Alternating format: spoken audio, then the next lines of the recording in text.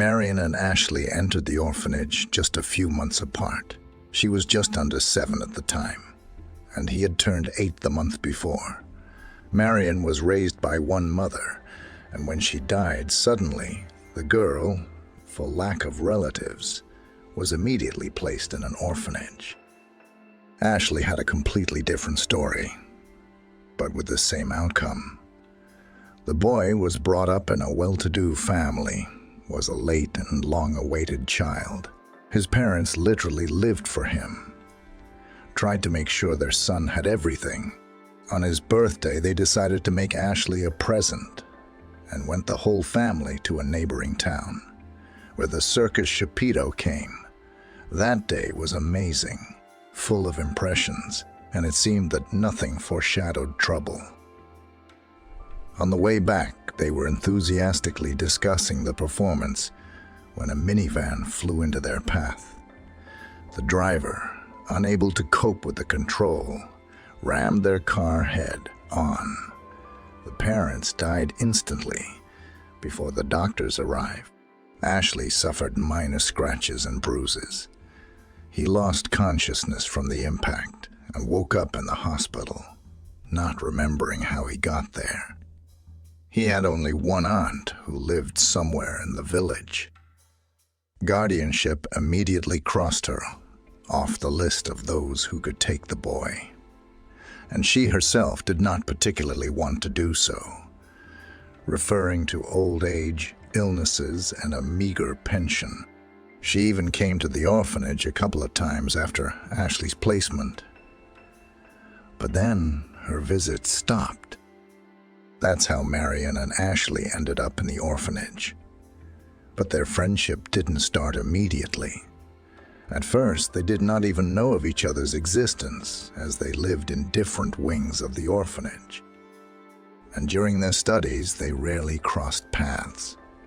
But one day at recess, Ashley noticed how several boys, grabbing a folder with notebooks from the red-haired girl, began to throw to each other, shouting, "Ginger, Ginger, Ginger, Ginger. Killed Grandpa with a shovel." Ashley, not thinking twice, headed for the bullies. He was the tallest of his classmates, and besides, his father had been taking him to sports since he was 6. His whole appearance said that he could easily stand up for himself and others. "Come on, give me the folder quickly," he said menacingly as he stepped closer. Noticing that the boys were in no particular hurry to do so, he snatched the folder from the hands of one of them and, handing it to the girl who had shrunk from fear, turned to the trio again. "Here's the deal. If I ever see you near her again, or hear any insults, I'll beat you so badly that you won't pick your bones." As if to confirm his words, he took the one who seemed to him to be the ringleader by the breasts. Shaking him violently, he hissed in his face, "You don't want to make me angry. I hope I don't have to do it again." The man nodded surprisingly quickly and, waving to his buddies, disappeared with them into the depths of the school corridor. Ashley approached the girl. "Let me walk you where you are going, so no one else gets hurt. My name is Ashley, by the way. What's yours?" With that, their friendship began. The boy tried to spend all his free time with Marion and try to reason with anyone who tried to offend her. But there were few of them, and even those, he quickly sorted out the situation. He was able to explain that Marion is better to avoid. Growing up, they both did not even realize how their friendship grew into a deeper and more sincere feeling. By the time they graduated from high school, they couldn't imagine life without each other. Ashley simply adored his carrot, Top, as he affectionately called the girl, and she answered him with mutual love, saying that she could not live without him.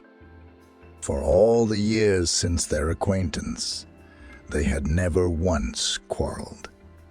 In the orphanage, no one even doubted that they would get married after they were released into adulthood.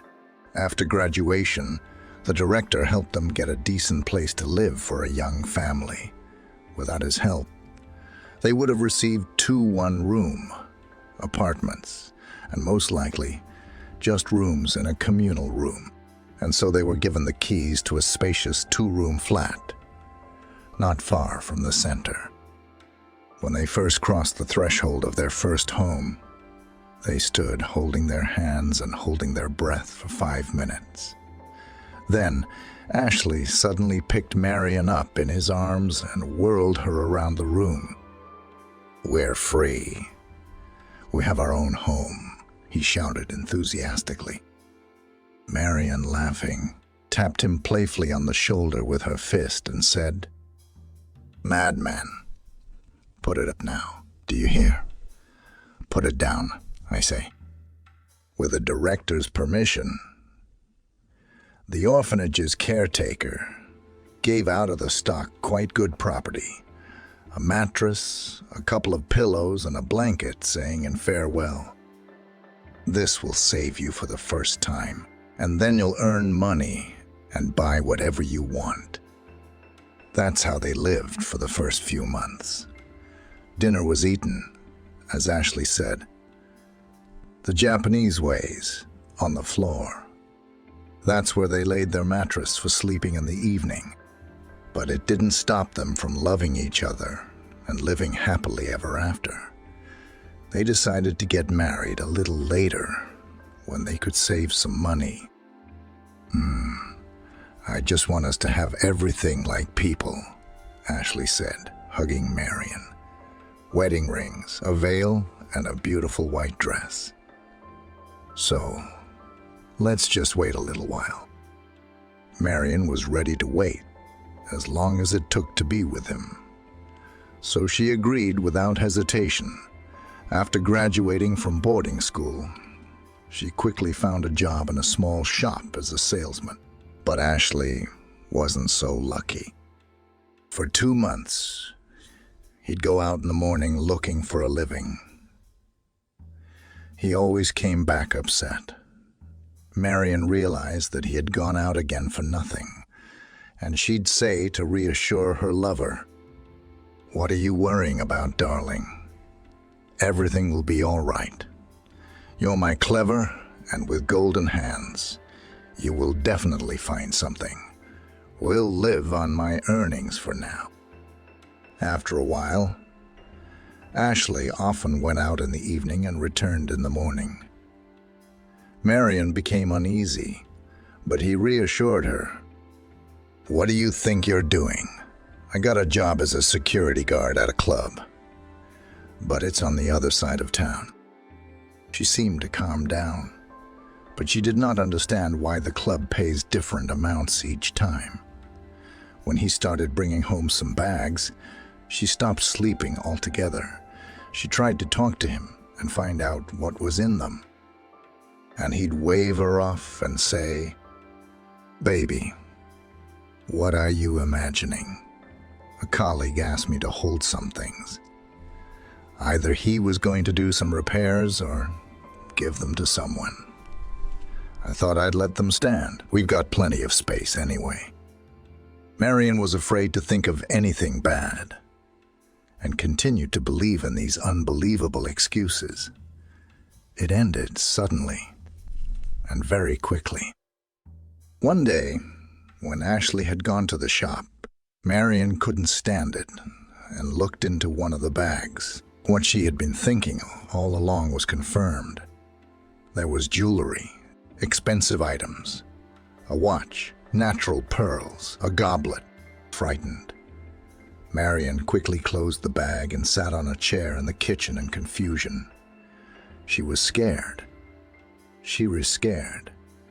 She realized that Ashley had got himself into something very wrong, but she didn't know how to talk to him about it.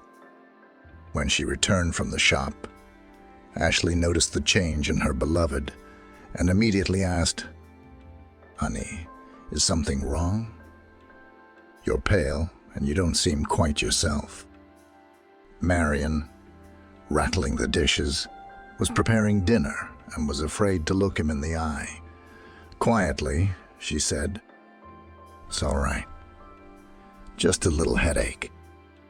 Ashley put his arm around her carefully and said in a tone that brooked no objection, "Okay, you're gonna rest now, and I'll finish up. As soon as dinner is ready, I'll call you. Maybe take a pill." Marion nodded her head and retired to her room. She hoped to figure out a way to talk to Ashley about what she had seen. Overwhelmed and absorbed in her own thoughts, she didn't notice that she had dozed off. She was awakened by the insistent ringing of the doorbell. She got up and left the room. Ashley stood in the corridor and whispered with a pleading look in his eyes, "Baby, don't open. I'm begging you. Is someone here for me? I'll explain everything to you later." So much terror was in his eyes that Marion stood frozen in place, not knowing what to do. The harsh voice behind the door brought her back to reality, demanding that she open voluntarily. Otherwise, it promised to break down the door. The rest was like a dream. She opened, let in 3 policemen who showed her some papers. They slapped handcuffs on Ashley's wrists and began the search. Invited by the witnesses, the retired couple who lived across the street stared judgmentally at everything that was going on. They whispered quietly, and Marion couldn't believe that this was happening for real and not in a horrible dream. At the end of the search, one of the policemen said, "Your mate has stolen enough for both of you to do time." Yes, girl, as they say. Will you go together? So to speak, for complicity, as an accomplice? From that very minute, a real nightmare began in Marion's life, for which she blamed Ashley and did not understand how he could do such a thing. Without even thinking about what kind of day it had been since the lawman had shown up at their house, Ashley hadn't looked at Marion once.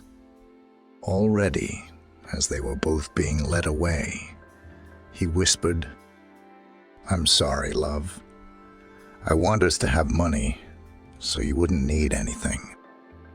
The policeman, hearing this, grinned caustically, and one of them said, "Don't worry. Now she will definitely not need anything for a few years. The state will provide the bread."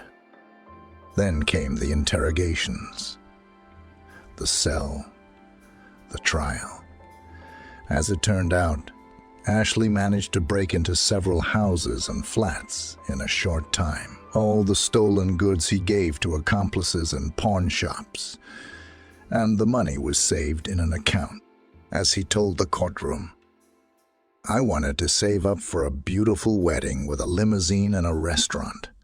I also wanted a bigger flat, so that we could have lots of children, and maybe a house, and a car, of course. And a car, of course." Marion sat silent, tears running down her cheeks as she listened to this. The legally mandated lawyer didn't try hard enough, and Ashley was given 5 years. Marion, as an accomplice, got 2.5. When Marion heard the sentence, she couldn't hold back. She burst into tears and turned to her recent lover and screamed, "I hate you. I hate you. You ruined our lives, you scoundrel, you bastard." She sobbed, and Ashley, with his arms around his head, swayed from side to side as if trying to shut himself off from what was happening. As they left the courtroom, they didn't even look at each other. It would seem that only a short time ago, people who had been in love had become complete strangers in the blink of an eye. Marion was put in a cell where the prisoners who had already seen the light of day were sitting. From the first day, they never missed a minute, not to mock the quiet, modest girl from the orphanage. There were days when she was even afraid to sleep. At night, it seemed to her that she was sure to be killed, strangled, or stabbed.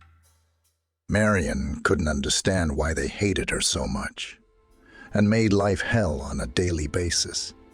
And once they really almost took a girl's life, and yet Marion didn't even have time to realize why. It started with some insignificant altercation and ended with her cellmates throwing her on the floor and beating her. The poor woman only had time to cover her head and face. If it had not been for the escort, her life might have ended there. It was Nicholas who put in a good word for her. And after that day, the girl was transferred to a quieter cell, sitting on all sorts of nonsense. Nicholas at every meeting began to give her all sorts of signs of attention, show interest, care. And a couple of weeks after their acquaintance, he somehow managed to arrange a date.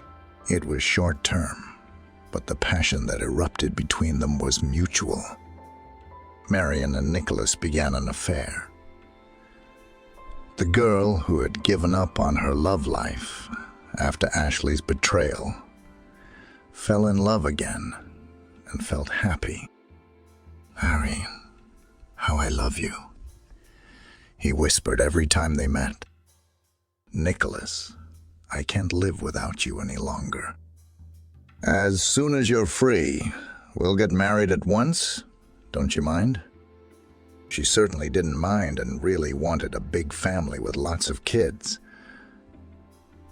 So when she found out that she was pregnant, she almost jumped with delight.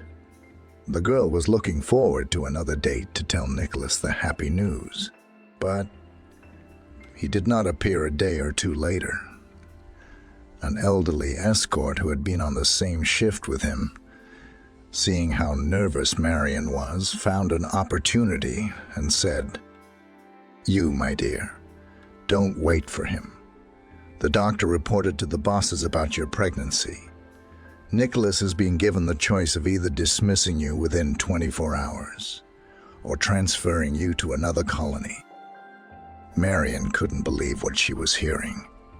After all, he had sworn his love, promised to marry. It appeared that she had been betrayed again.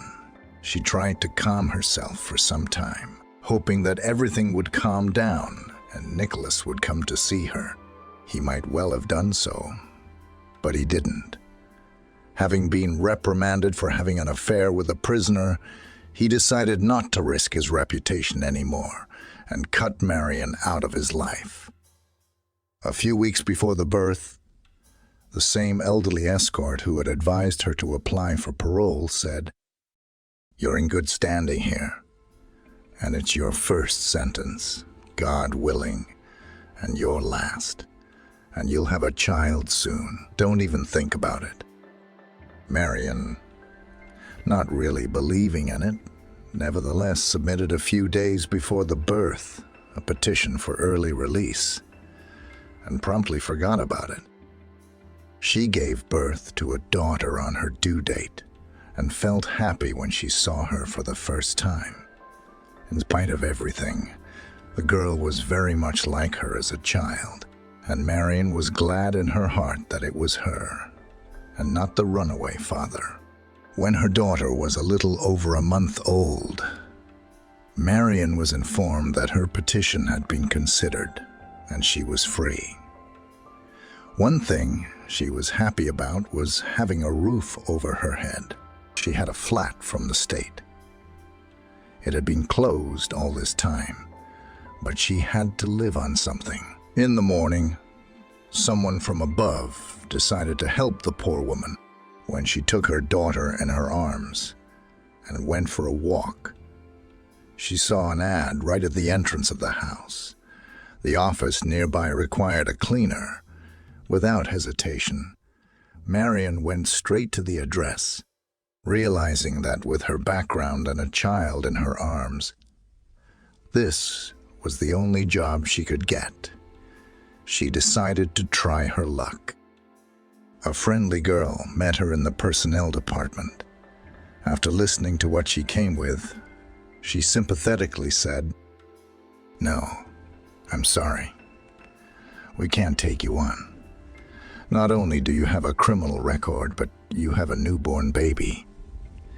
Why are you at home? Didn't you at least leave the kids behind when you came here?" Marion, barely holding back tears, replied, "I have no one to leave them with. I'm from the orphanage. We have no relatives or friends. I beg you, give me a chance.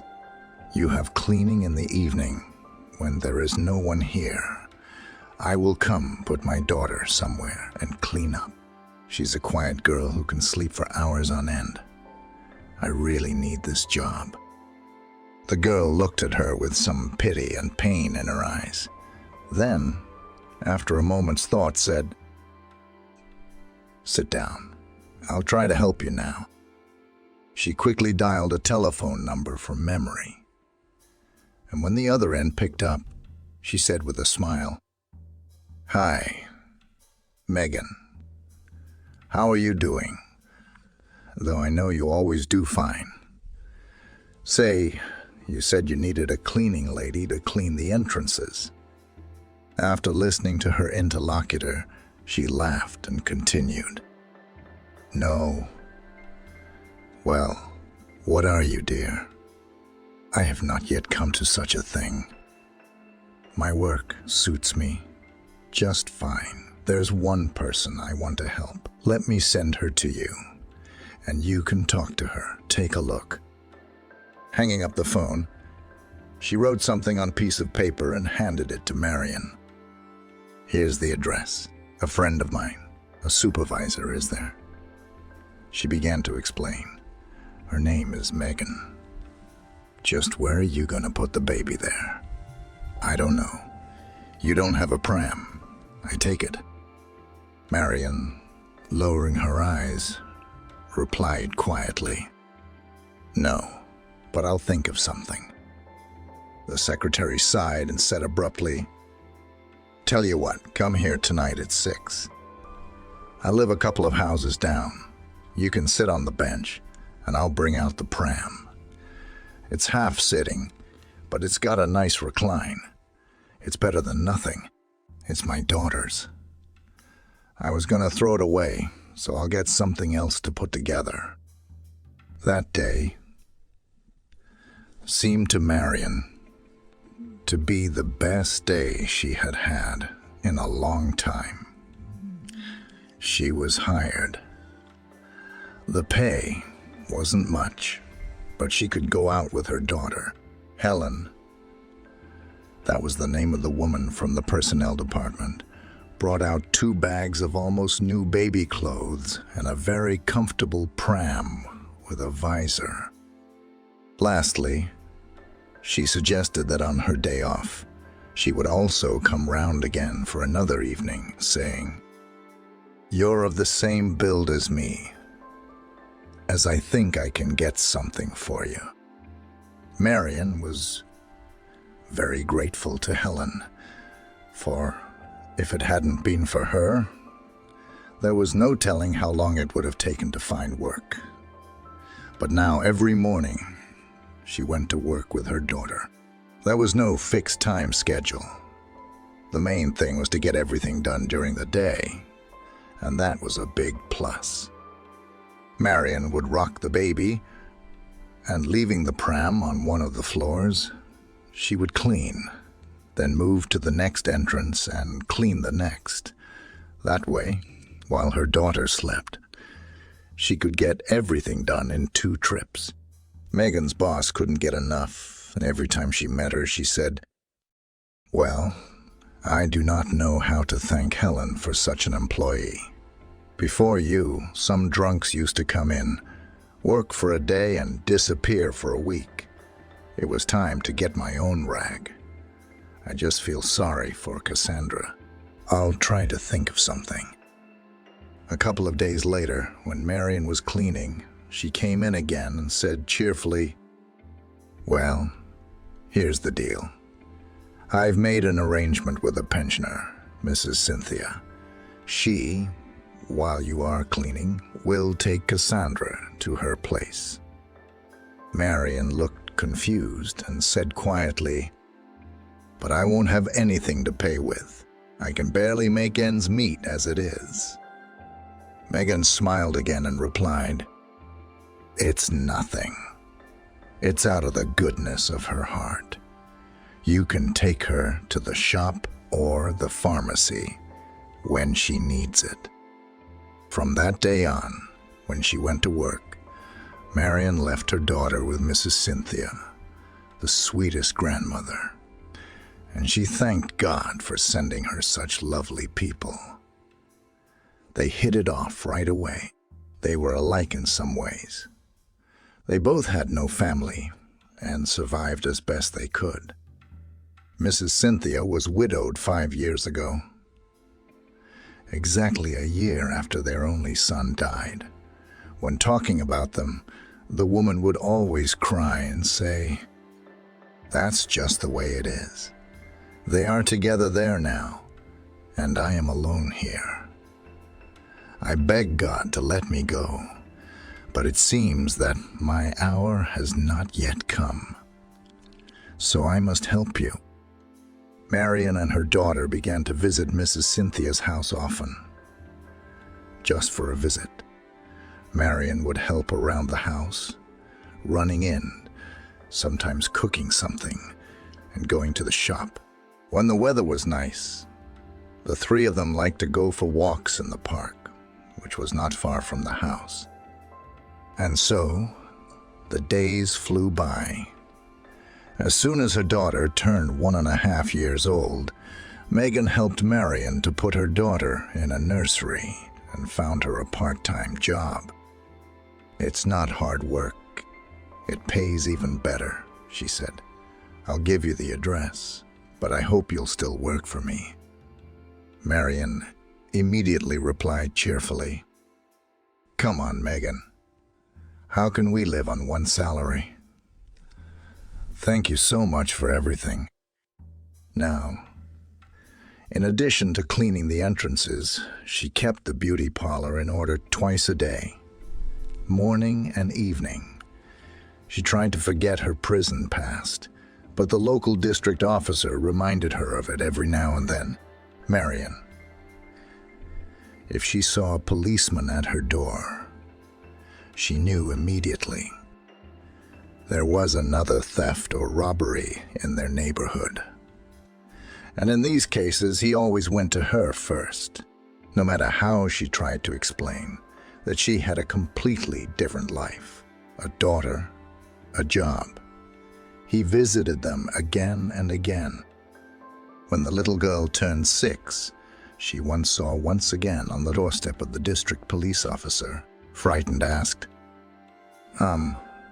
Why is he coming to see us?" Marion kissed her daughter and replied, He checks that no one hurts us. Run to your room. I will tell him that we are doing well, and he will go away." As the door closed behind the girl, Marion said in a whisper, addressing the stationer, "Mr. Oliver, I beg you, don't ever make these inquiries in front of your daughter.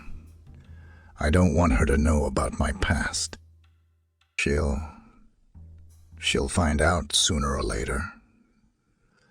The man said sadly, "There are a lot of people who talk a lot, so when she grows up, you'd better tell her where she was born and how you got there." As if apologizing, he added, "I'm sorry to disturb you, Marion. I see you're working hard to make sure your daughter doesn't need anything. Working round the clock.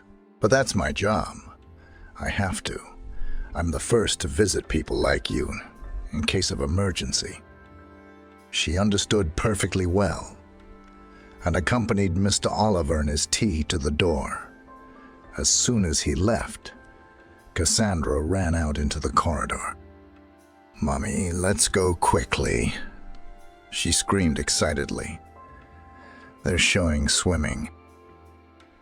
Since she was about 3 years old, she had been glued to the television when the synchronized swimmers were on. After the end of the broadcast, almost every time, with burning eyes, said, "Mummy, will you put me in the pool? I will be as beautiful to perform, and you clap." Marion would always promise in return. But that was the end of it. Once again, Cassandra tearfully said, "Mom, why do you always have to promise? I really want to swim, and all you keep saying is, 'Okay, I'll write it down.'" That day, her daughter cried bitterly, and Marion decided to fulfill her promise by all means. In the morning, after taking her to the garden, she went to the swimming pool. It was one stop away from their house, and she quickly walked to the beautiful sports complex. In the foyer, a handsome young man came out to meet her, and after listening to Marion, smiling, he said, "You are lucky. You're just in time. We are just now recruiting children of that age. Only our institution is private, and all classes are paid because they are conducted with a trainer. My name is Anthony, by the way, and I'm the one who's recruiting this group." When Marion found out how much the class cost, she immediately paid for 1 month. That was the amount of money she had set aside for unexpected expenses. On her way home from work, she used the rest of the money to buy her daughter a swim cap and swimming costume. After picking Cassandra up from daycare, Marion couldn't resist telling her the news. Her daughter stopped like a stumbling block, not believing what she had heard, and asked in a voice trembling with excitement, Is it true? Am I going to swim?" Marion took her daughter in her arms, kissed her, and replied, "Of course. My good girl, you will be the best at swimming. I'm sure of it." She could not tell her daughter that her happiness will last only a month, and then will not be able to pay for the coach's services. Marion decided she'd give her daughter a little joy, and then it would be up to her. Cassandra looked forward to her first class. All the evening before, she walked around the flat in her swimming costume and cap. Mom, laughing, asked, "Are you going to sleep in that outfit tonight too?" The next morning was Saturday. Marion left work and took her daughter to the pool. Cassandra walked along, looking around and clutching her mom's hand tightly. The coach warned that parents could watch the children only by sitting on benches near the walls, and Marion, handing her daughter under his control, went aside. The group was small, only 10 children of similar age, but completely different in appearance. Judging by Marion's clothes, one could tell that she had shelled out the last of her money for this visit. She was the only one. The others were clearly well off. After watching how the coach treated each child in the same way, she calmed down a little, but just 5 minutes after the start of the class, 3 round as balls, fat guys began to interfere with him. He patiently tried to quiet them down, but the boys kept talking loudly and pointing their fingers. Wretches. What are you doing here? What rubbish dump did you find that outfit in? One of them shouted, laughing loudly. A hat like a turtle, sticking out of a swamp, echoed his friend. One of the moms turned squeamishly at Marion and said through gritted teeth, "They're letting everyone in. I hope your daughter doesn't catch anything from our kids. Does she even have a certificate?" Marion pretended not to hear. For the sake of Cassandra to swim, she was willing to endure anything. The coach couldn't hear the parents. They were on the other side of the pool, but he did try to keep the boys in line. However, he did it very tentatively, and only once. He knew exactly who the parents of those fat boys were. All the fathers of this trio were well-known businessmen in the city and had huge connections. And the mothers were famous for their bad temper. If the coach tried to really calm down the little insolence, he would immediately find himself on the street. That was clearly not in his plans. Marion, noticing that the boys were not on a joke, separated, and tears appeared in her daughter's eyes, got up, and approached her parents standing by the water. She had already realized that those like her had a designated place away from the pool itself, while the rich could move freely and watch their offspring's progress right by the water. Marion, trying to contain her emotions and enunciating each word clearly, said, "Please calm your children down now, or I will not vouch for myself." The two ladies with nail and eyelash extensions looked at each other and laughed all over the pool. "Did you hear that?" One of them started talking. "I think that redneck is threatening us. I don't understand how she got in here at all. We should write a complaint. I'm not going to put my son in the same group with that poor woman." In the next instant, before anyone realized anything, Marion had jumped up to the boorish women and shoved them into the pool.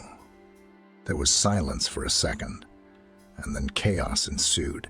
The scandalized women screamed loudly that they couldn't swim and tried to flounder like dogs. The children froze and watched in silence. Anthony rushed to their aid in his clothes and struggled to drag them both to the stairs. From arrogantly dressed ladies, they turned into shapeless, wet creatures, more like toads. The clothes clinging to their bodies revealed their far from perfect figures. The bellies of the ladies were like those of inveterate beer drinkers, which was not noticeable in the dry, loose clothes before. Once on dry land, instead of gratitude, they immediately began to curse the trainer. Already jumping out of the hall, one of the rescued yelled, "Can't you recruit normal people? Get out of here. You're fired. I'm going to the principal right now, and you can pack your bags." Marion looked at her frightened daughter and had only one regret, that her first class had ended before it started. She barely persuaded the girl to change and go home, promising to come back someday. As she left the gym building, Marion saw Anthony sitting on a bench nearby. She realized that the wet toads had finally got their way, and the guy had been fired. He was very upset. So, Marion decided to support him. "Don't worry," she said quietly as she came closer, and added, "You'll definitely find another job. And please forgive me. I didn't think it would end this way. But I won't let my daughter be hurt either." Anthony looked at her sadly and replied, "Yes, I understand everything. But what does it have to do with me? I've always tried to treat all my children equally, avoiding conflict.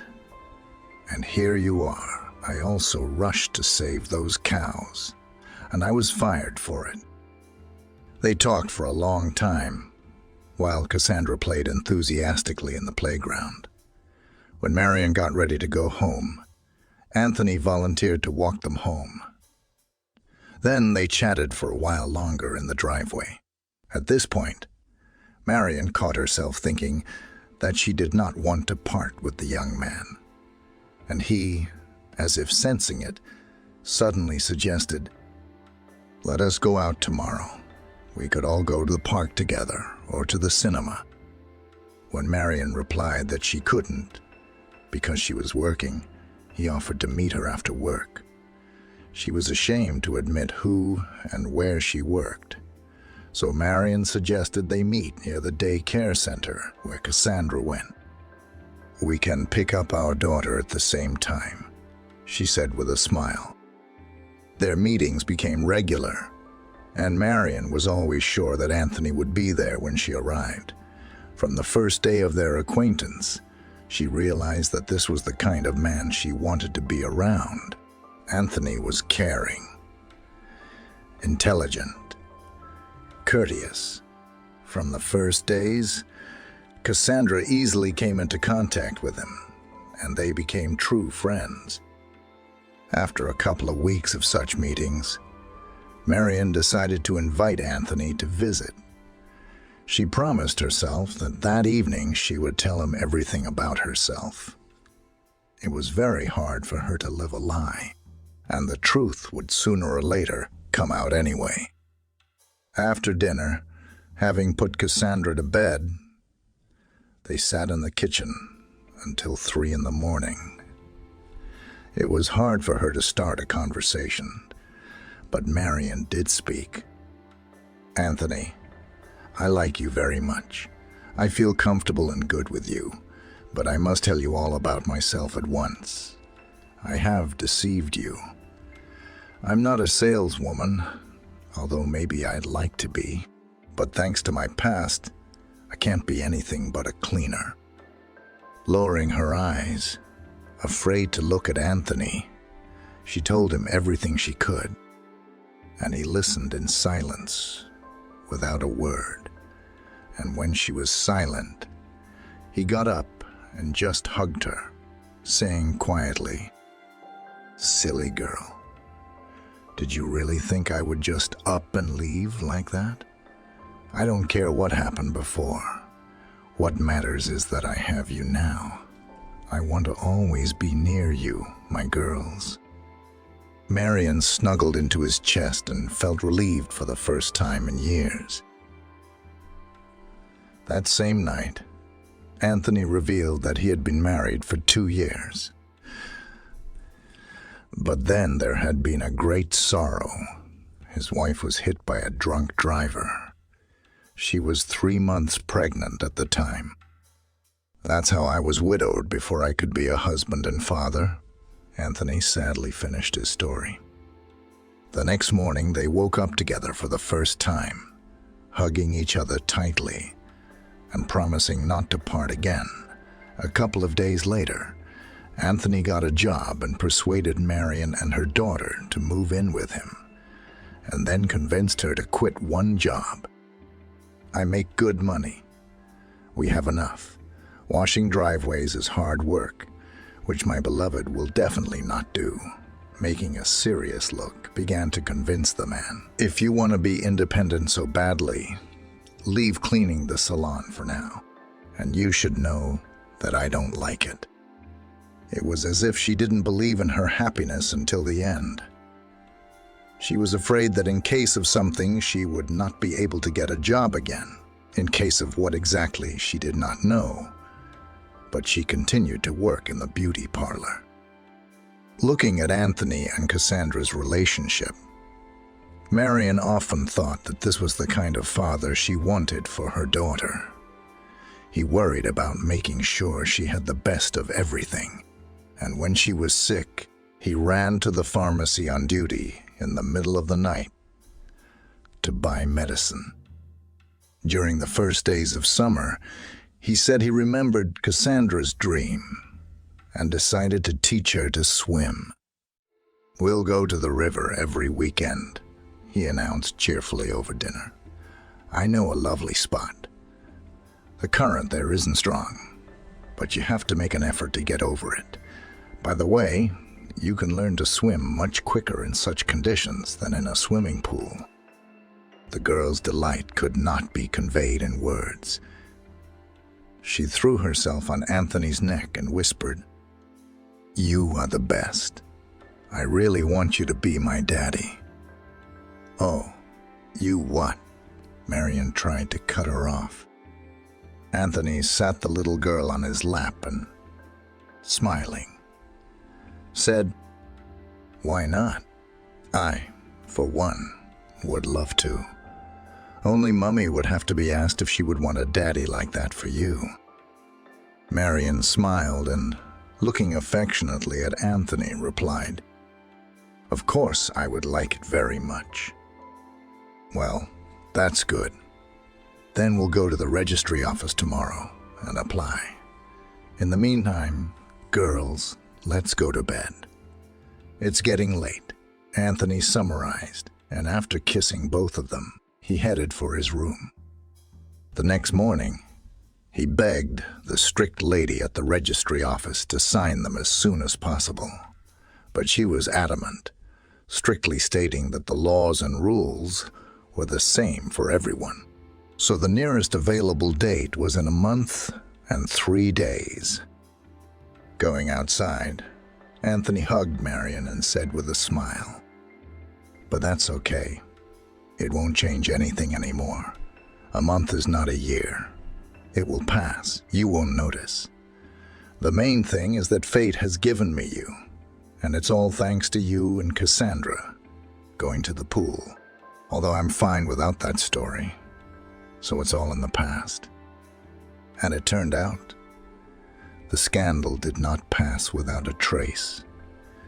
The shame of the rich got on the cameras, which are placed all over the sports complex to maintain order.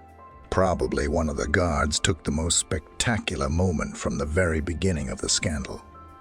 Wet clothes, leaked makeup made them a laughingstock. The whole scandal hit the internet, and in a few days, traveled its vast expanse.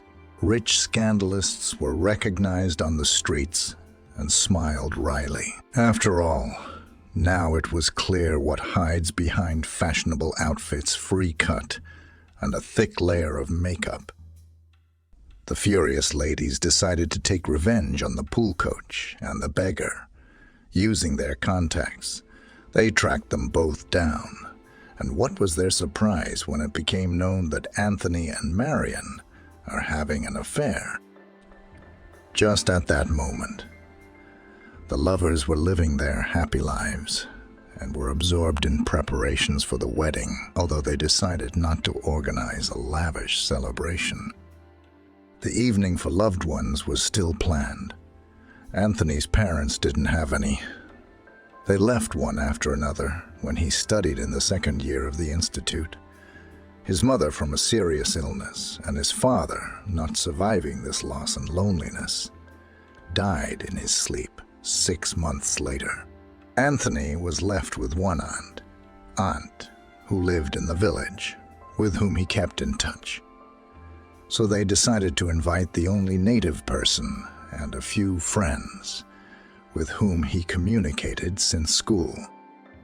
Marion, on the other hand, wanted to see Helen, who had helped her so much in her time of need and kept in touch with her. And of course, Mrs. Cynthia, who had become practically a member of the family. A small but very cozy room in a cafe was booked. The rings were bought, and only the outfits remained. Marion was about to buy a dress at the weekend, but shyly asked Anthony, "Darling, can I go alone? After all, they say it's not good for the groom to see the dress before the wedding."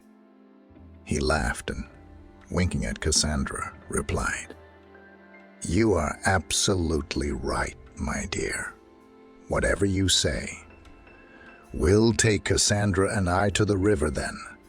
After all, summer will soon be over, and she and I have big plans." Marion chose an outfit rather quickly. It was a cream-colored floor, length dress embroidered with beads. She picked out a similar color for Cassandra, with a puffed skirt and several layers. Satisfied and happy, Marion returned home, humming a tune she had heard somewhere. Mrs. Cynthia began to prepare dinner. Suddenly the telephone rang. Marion picked up the receiver. The woman listened silently to the speaker and immediately answered excitedly. "I'll be right over. What's the address?" She pulled herself together quickly. Her mind was a complete mess. Marion couldn't believe what she was hearing. The policeman on the phone reported that Cassandra had been found all alone, crying on the riverbank. Marion caught a taxi and quickly made her way to the station, where her frightened daughter, upon seeing her, rushed towards her and burst into tears.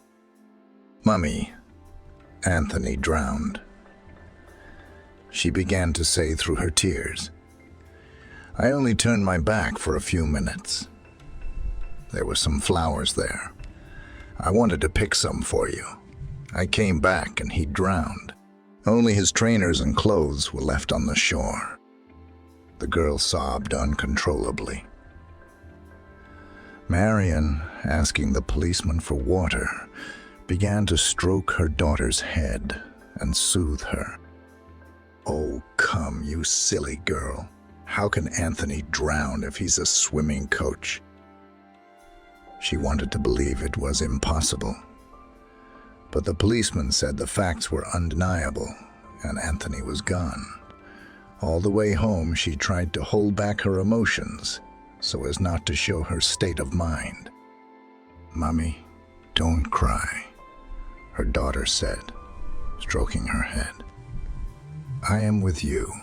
I will always love and support you." Just like Anthony did.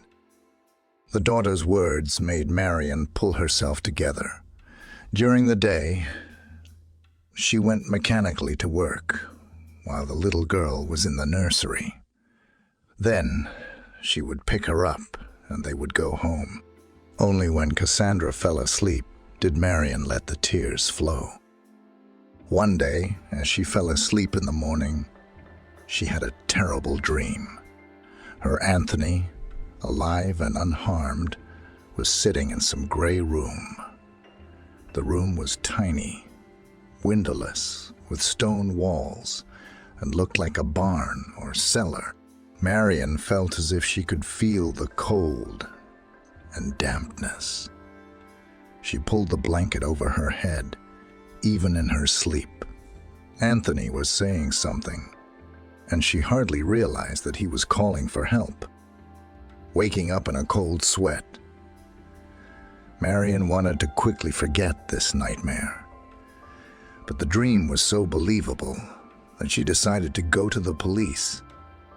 When Marion told of her speculation, the duty officer, clearly displeased at her arrival, asked, "Did your fiancé have any enemies?" "Well, or someone with whom he was in a quarrel." Marion remembered at once that shortly before his disappearance, Anthony had told her how he had accidentally met the women whom Marion had pushed into the pool.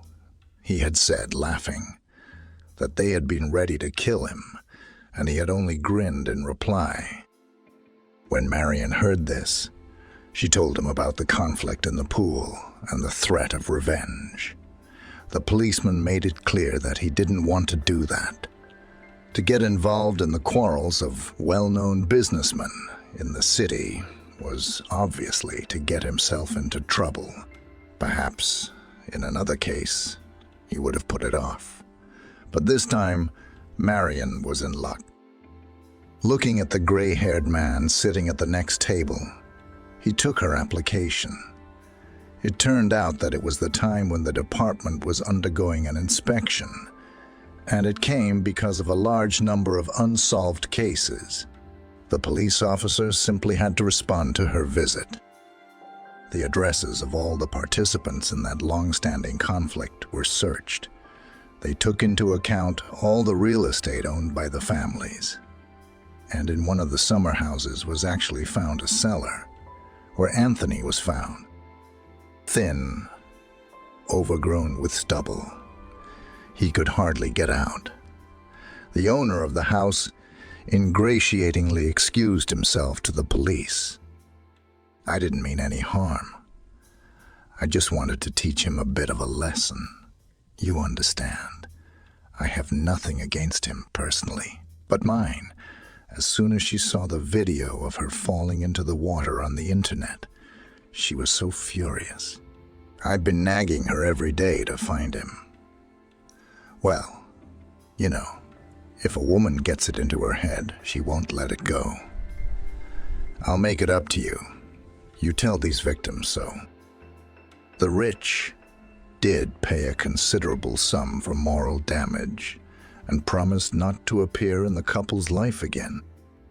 Anthony, having returned home, told Marion that the businessman talked about some video clip on the internet, and they immediately found the video. They laughed heartily together at what they saw. "You're like a folk heroine," Anthony said, kissing his beloved. "Look at all the comments, and trust me, 90% of people admire your bravery. They're probably glad that at least someone has put those who are used to feeling like the masters of life in their place. After hearing about her sudden fame, a young makeup artist at the salon where Marion still cleaned suggested she start a blog, and even helped to make the idea a reality. Soon, Marion became a bona fide star, and a blog was visited by a huge number of people who cared about her. 2 companies even offered advertising contracts. Quitting her job, she devoted herself entirely to her new hobby, bringing her a noticeable income. Anthony, remaining in the shadow of this fame, was not particularly pleased with the hobby of his fiancée, but tried not to give the appearance and do not interfere. He only did not like very much that because of her business, she could not find time to go with him to the registry office. Last time, they hadn't turned up for the ceremony on the appointed date, and Anthony had already suggested several times to apply again. "Don't you want to get married already?" he asked his beloved once again, but she only jokingly brushed it off. "You what?" Marion kissed him tenderly, and wrapping her arms around his neck, added, "I love you very much, and we shall be married. But let's do it a little later. There's no time left with these advertisers. We're together, and that's what matters." Anthony did not raise the issue again. Life continued to go on. Cassandra was growing up and would be going to school this coming September. On such an important day for her, Anthony and Marion put aside all their business and ceremoniously took their daughter to the 1st grade. Cassandra looked like a doll in a white blouse, a dark cherry sundress, and the same lacquered shoes she had chosen when they bought her uniform. She wore 2 huge bows on her head and a beautiful bouquet in her hands. Marion, admiring her daughter, thought at the time that now no one would dare to call her a beggar. After all, she was no worse than other children, and perhaps even better than some. After seeing Cassandra off, they went about their business. Anthony to work, Marion home to write a new post and call the advertisers. As she approached the entrance, she noticed a familiar silhouette. The man also saw her, and rising from the bench, began to wave happily. However, Marion herself was not happy about the meeting. "Well, did you not expect it?" began, grinning, the guest. "I thought I'd never see you again. And then I accidentally got on the internet, and I see a familiar face. I missed you." He reached out and tried to stroke her face, but Marion sharply pushed his palm away. "What do you want? Why have you come?" she asked sharply, and was about to leave.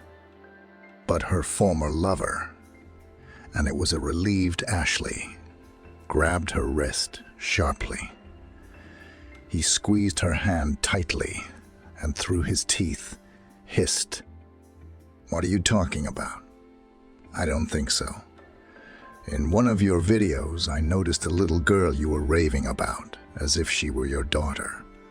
I did the math, and the math, and the math, and realized that's my daughter." Marion tried to wrench her arm away,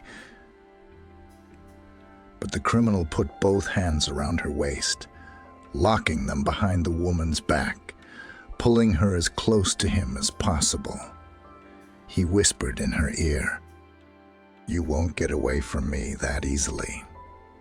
My daughter is mine, so either you give me a payoff or I'll come to see her every day."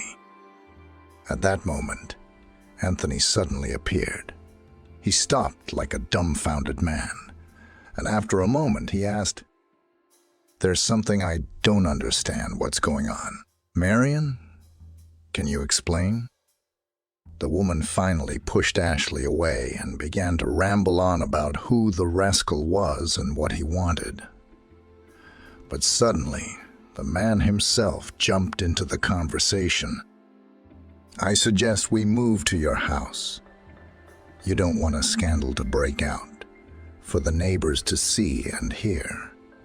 And then also put the video on the internet," Ashley said wryly. Marion tried to kick the rascal out, but Anthony suddenly said menacingly, "Why not? I hope I hear something interesting that I didn't know about your relationship." From the first moment he got into their flat, Ashley had been acting cocky, claiming that they were now obliged to receive him as an honored guest. After all, he was Cassandra's biological father and insisted that it was his blood that flowed in the girl. He didn't want to hear anything else. That evening, as he left, he announced that he would now visit the child regularly, which completely ruined the atmosphere of their home. It was as if a black cat had run between Anthony and Marion. Despite her explanations, the man withdrew. It was as if he was replaced. From cheerful and loving, he turned into a withdrawn, immersed in his thoughts. Almost every night, Anthony began to drink alone, at home or came home, drunk from work. Marion didn't know what to do to save their relationship. She tried talking, begging, explaining, even tried to arrange a romantic dinner. But on this particular night, Anthony didn't come home at all. She tried calling all night. The phone didn't answer. Remembering his past disappearance, Marion, afraid that something had happened to him again, went to his workplace in the morning. Seeing Anthony unharmed, she immediately tried to speak. "Darling, where did you spend the night? I was very worried." But the man coldly cut her off at half a word. "I'm not going home again. At least not while you're there with Cassandra. Since the girl's father has turned up, you need to raise her together. I'm not rushing you, but I think you need to go back to your flat and build a new relationship with him." Having signaled that the conversation was over, he turned around and walked towards the entrance. After finding out where and how to get a DNA test, she went to her old flat. Her ex had mentioned when he'd come by that he'd taken up residence there, saying he had as much right to the place as she did. Marion hadn't counted on getting lucky. She thought she'd have to sit around until morning waiting for him to leave the house, Half an hour after she'd sat down on the bench under the trees in front of the house, Ashley came out of the driveway and walked toward the bus stop. As soon as he got on the bus, Marion went almost running to the flat. When she entered the bathroom, she immediately saw the toothbrush and quickly put it away in the bag she had prepared. Marion realized that the owner of the object would surely notice its disappearance. But at that moment, she didn't care at all. A few days later, the result was ready, and Marion went straight from the laboratory to Anthony's office. He pretended not to notice her appearance, but the woman was not going to retreat. Standing in his way, she held out a folded sheet of paper. Anthony also silently unfolded the document and, quickly running his eyes over it, walked over to her, then hugged her and happily said, "God, what a fool I am. How could I not believe you? Forgive me, my dear. I've been very sick these days without you. I missed you and tried to drown it all in alcohol," Anthony admitted. Marion stood silent, tucked into his chest, afraid to let go. Anthony, pulling away slightly, took her face in his palms and kissed her. "Well, I now seem to be about to lose my job again through your fault if I'm late," he said with a smile. Back home, Marion didn't walk. She flew on the wings of happiness. On the way, she made a copy of the results of the examination and decided to drive back to her old flat. She wasn't going to see Ashley again, so she wrote a note calling her former lover a con artist and a scoundrel. She put it in an envelope with a copy of the DNA test and dropped it in his mailbox, asking him at the end of the letter not to come near their family again, threatening to send him back to prison.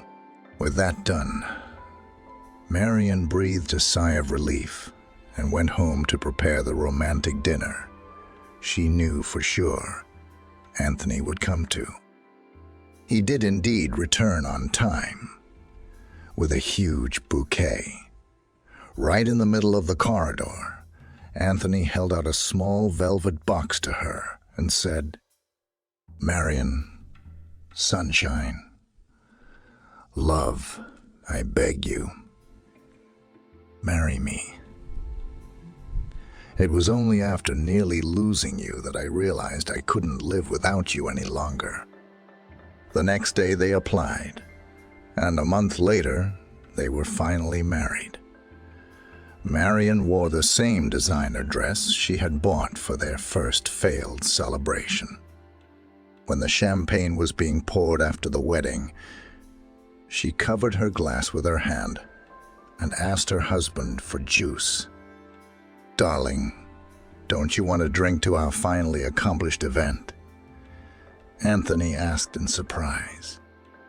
She smiled enigmatically and replied, "I don't think it would be good for our baby or baby girl." Taking his wife's hands in his own, and a voice trembling with excitement, Anthony asked again, "Is it true? We're having a baby boy, and I want a baby sister." Cassandra jumped enthusiastically and ran up to the newlyweds and hugged both of them at once. Everyone was glowing with happiness that day, realizing that there was going to be a whole different, happy life ahead.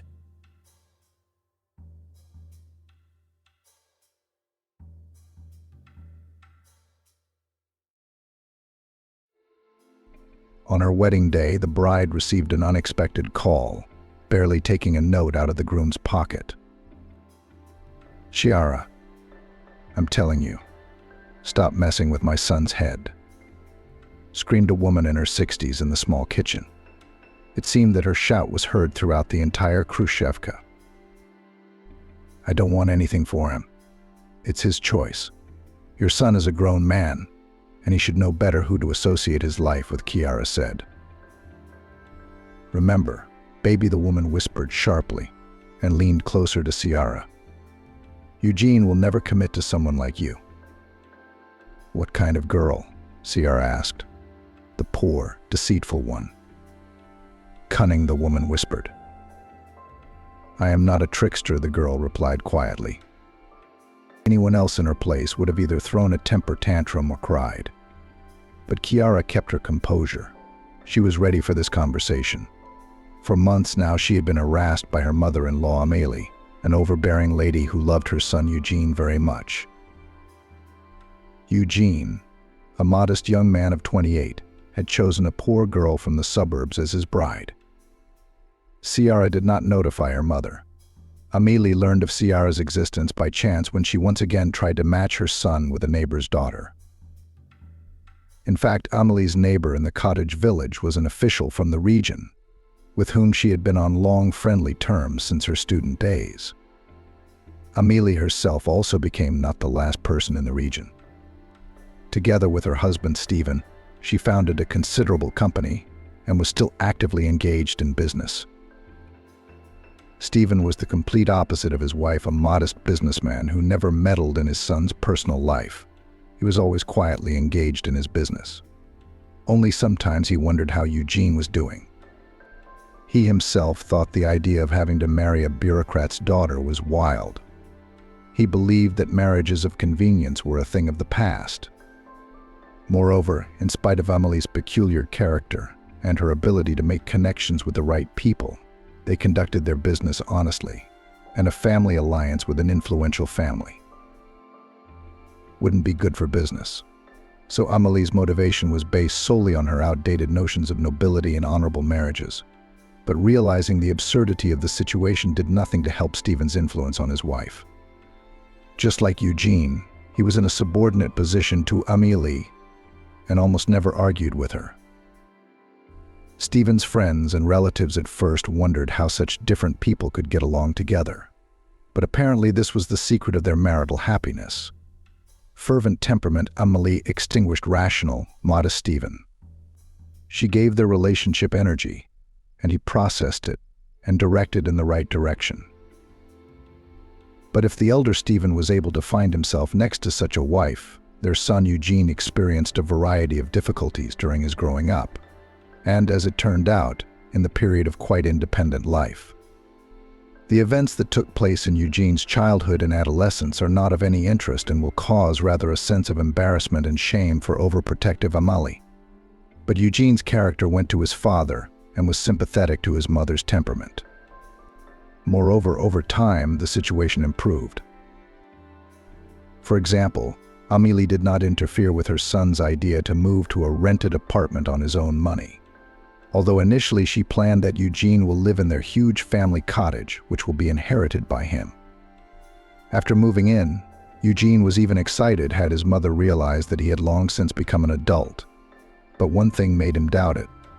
About once a month, Amélie unobtrusively hinted to Eugene about the neighbor's unmarried daughter. Eugene kindly dismissed it, saying she wasn't his type. He was in no hurry to start a family.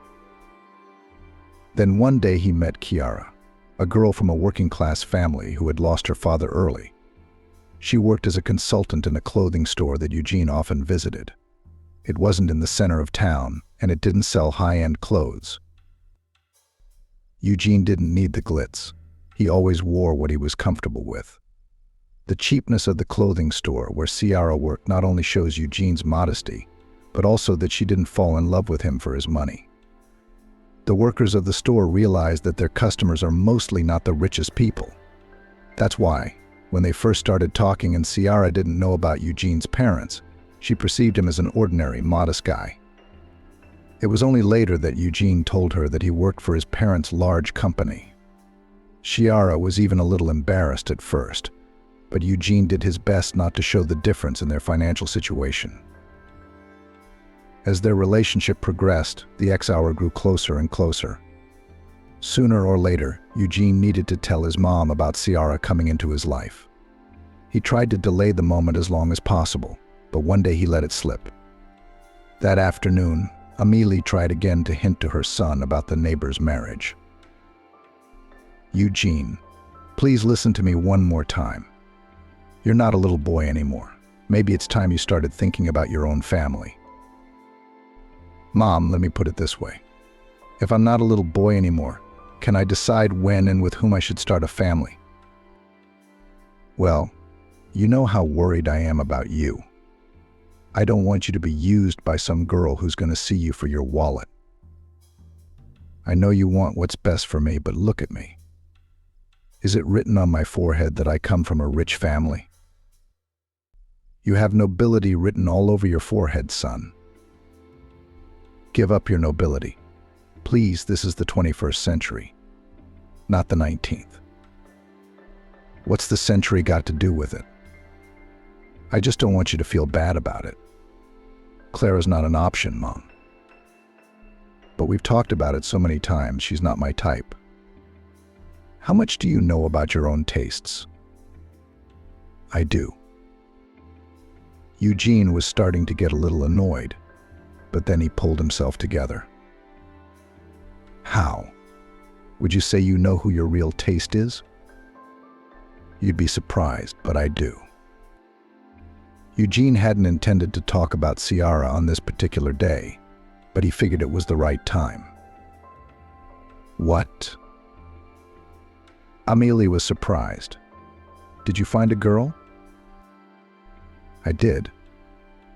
A long time ago, almost 6 months now. Why didn't you say anything? Me? I was afraid of your reaction. Well, what can I say? You were right to be afraid, weren't you? Who is she? Where did she come from? Eugene started trying to come up with a better description. She works in the retail and service industry. I see. A saleswoman, Amelie said, and pretended to feel sick. Mom, what are you doing? Eugene ran to get some water and handed the glass to his mom. I don't understand your reaction. Who are her parents? I don't really know. Dad's dead, I think. Mom works in a factory or something. You know how to surprise me. What's the difference? Why do you think people who weren't born with a golden spoon in their mouth are second class? You're probably too young to realize that. You just can't explain it. You're living in your barbarian stereotypes. Everyone's laughing at you. What are you talking about? Eugene, I'm a laughingstock. Well, Mom. Eugene thought he was overreacting. That's not what I meant. I just think it would be better if you reconsidered and accepted Ciara. I'm not taking anyone anywhere. Since you're such an adult, you can live your own life. Don't you even want to meet her? No, Amelie said, but she looked her son in the eye. You know, it's better if I see for myself who she is. You'll get the naughty one. That's good. You'll like her. After that conversation, Eugene's joy was short-lived. After a while, he had some disturbing thoughts. What if his mother had agreed to meet Ciara, not because she wanted to get in touch, but to personally persuade Ciara to break up with him? Amelie was capable of that. Eugene's fears were not in vain. From their first meeting, Amelie had tried to show Ciara where she belonged. Eugene had urged his mother to hold back, and she had partially kept her promise. In front of her son, she played the role of the quiet, calm mother, the future mother-in-law. But as soon as Ciara and Amelie were alone together, the fight would begin. It didn't happen very often. Usually the heated conversation took place over the phone. The first time Amelie called Ciara was the morning after they first met. Ciara, is that you? Yes, who's calling? You have a bad memory for voices. It's Amelie.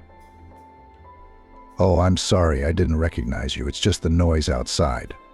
But I'm coming home now. Wait, don't be in a hurry to go home. I don't want Eugene to know about this conversation. Ciara instantly tensed up. Listen to me carefully. You're not a bad girl at first glance. But remember, I am a predator. I can see through your intentions. And I sense that you are in fact a mercantile shepherdess. And I would hate to see you anywhere near my son again. Amelie, why are you doing this? I really love your son. Come on, tell me your fairy tales. You've got the wrong girl. I'm asking you nicely to leave my son alone. I'm not bothering him. We have mutual feelings for each other, and I'm not going to break up with Eugene because of your whims. Oh, so that's how it is. Well, I'm going to make your life a lot of fun. What do you mean? You'll find out.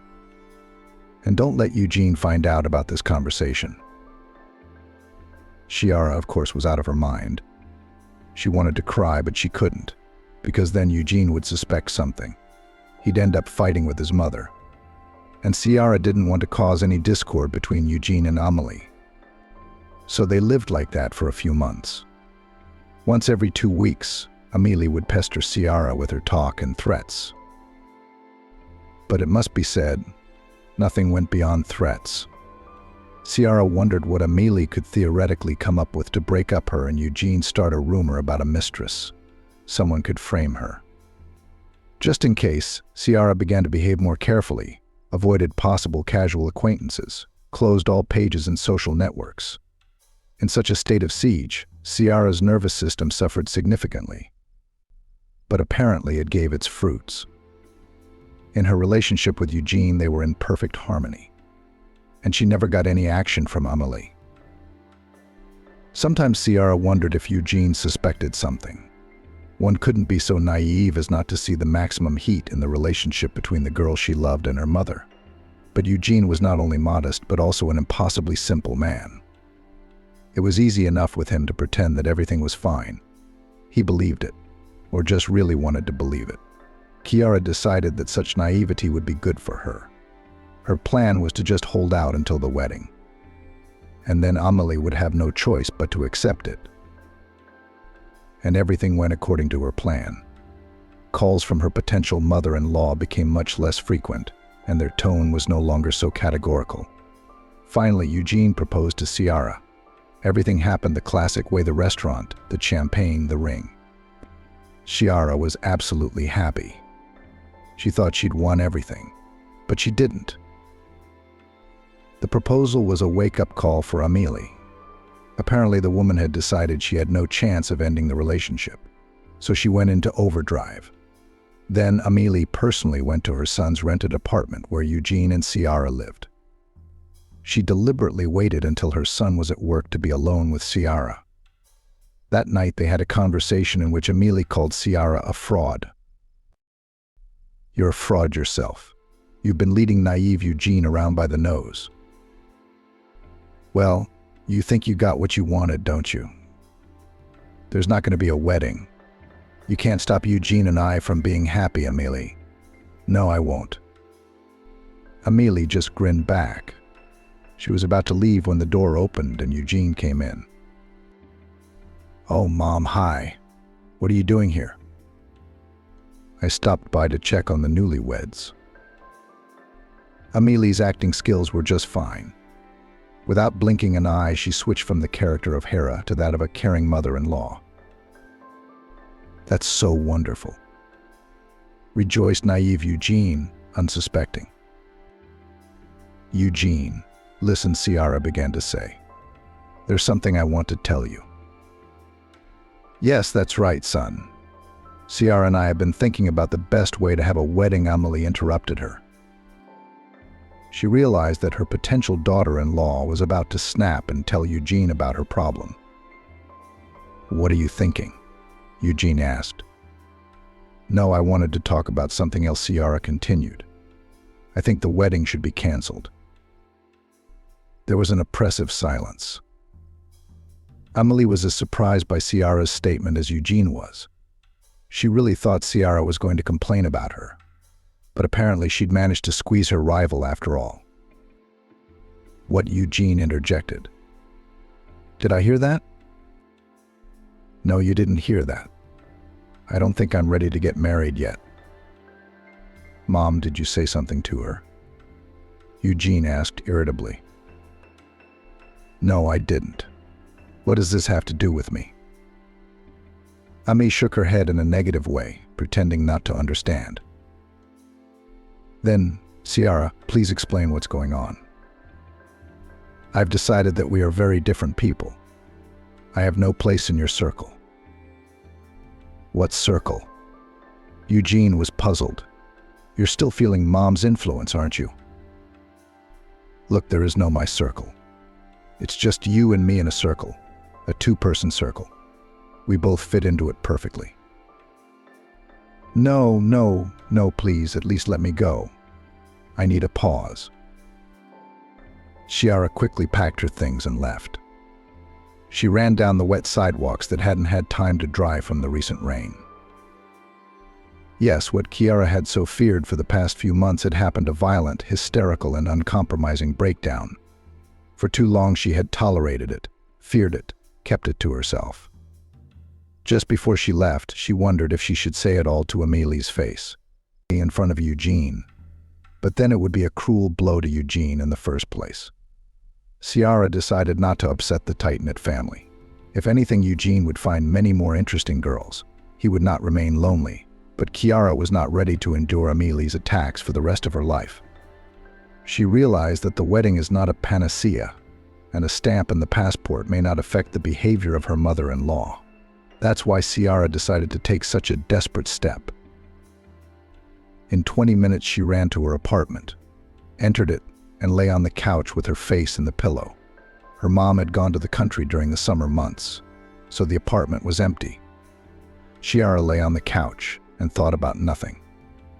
She couldn't even cry. There was no strength left for tears. After lying like that for a while, Ciara got up, took a sedative, and went outside again. Just lying there idly, she couldn't do it either. Ciara was in a state where she didn't know what she wanted. But it was necessary to be active. That's when people do stupid things, sometimes the most irreparable. Who knows how that day would have ended for Ciara if a black SUV hadn't honked at her on the way out of the driveway. She turned around, looked at the driver, then at the license plates, and sighed in relief. It was Eugene's father, Stephen's car. Ciara took her time getting into the front seat. "Hello, Stephen," she said quietly. Ciara had only seen Eugene's father twice in her life. He had never visited them himself. And when Eugene invited Ciara to their family cottage, Stephen was usually working. "But hello, Ciara," he said and drove forward. "Where are we going?" "To your place," Ciara asked fearfully. "No, you what? I'm not sending you there. We're going to a nice place. I think we have a lot to talk about." "Okay." Ciara thought it was Eugene who had asked her father to talk to her and bring her back to him. At first, she had feared that Stephen would think of nothing better to do than just take her back to the house where the scandals with Amélie would begin again. But as it turned out, Eugene's dad decided to do something more subtle. He took her to a small cafe called Lavender in the center of town. Ciara and Stephen chose a table and ordered. "I love this place," Stephen began to talk while waiting for their order. "Not Amélie's style at all. We usually prefer other places, but you know what I mean? I come here when I want to be alone or to talk to someone about personal matters. The atmosphere is good, not flashy." "Yes, it's very cozy here," Ciara answered and stared. "You probably think it was Eugene who asked me to talk to you, don't you?" "No, it's my own improvisation," Stephen cut to the chase. "I called Amélie about an hour ago on a work-related matter, and she told me about your escape, and I realized I couldn't stay in the shadows any longer. You see, I've always thought that grown-ups can sort out their own relationships. You think so too, don't you?" "I do," Ciara said. Yes, that's right." Stephen didn't let Ciara finish. "But when another powerful person interferes in an adult relationship and, moreover, destroys it. A third person is needed to balance the situation. So I thought I'd be that third person for a while. Thank you. There's nothing to thank me for. I really want you to go back to Eugene. Is that what you want? I don't want Eugene's relationship with his mom to go south. It's not that important right now. Amelia aside, would you be willing to go back to Eugene? Of course I would. That's a good answer. Now let's think about what's stopping you from doing that. More precisely, who's stopping you from doing it? Stephen asked. Of course you hate to hear Amelie say anything she tells you. I understand that perfectly well. But understand, take a detached view of her. She's not going to do anything bad to you in terms of actual actions, and with time she'll get used to it, and then she'll love it. I know her psychology well. I too thought at first that Amelie would temper her ardor, Ciara said. For a moment I thought that was what was really happening. But as soon as Eugene proposed to me, it started all over again, treating it like a final battle. She decided to concentrate all her resources and pour the maximum out on me. She'll calm down after the wedding, Stephen said confidently. In fact, I'm almost certain that she'll change her attitude toward you much sooner. I don't know, Ciara said hesitantly, but right now she's glad I'm gone. And imagine me coming back. What would her reaction be?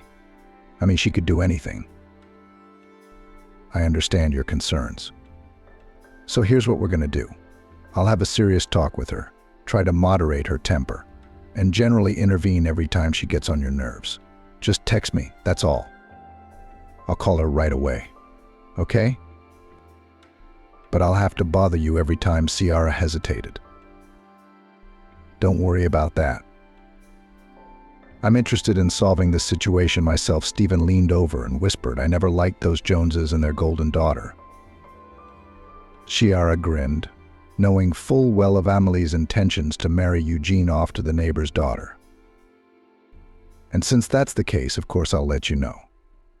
But let's wait at least 24 hours. I'll call Eugene tomorrow, okay? Stephen asked for the bill and paid it. Okay, Ciara, I gotta go. Where do you want to ride?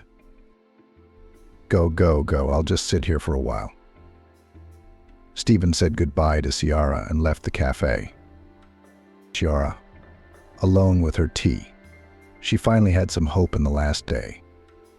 Was there really one normal person in Eugene's family who understood how to solve her problem? No, Ciara thought Eugene was normal too. Eugene was too indecisive and naive, and she wanted to keep him away from conflicts with his mother as much as possible. And Stephen had offered his own help. So Ciara shouldn't have worried about his relationship with his wife.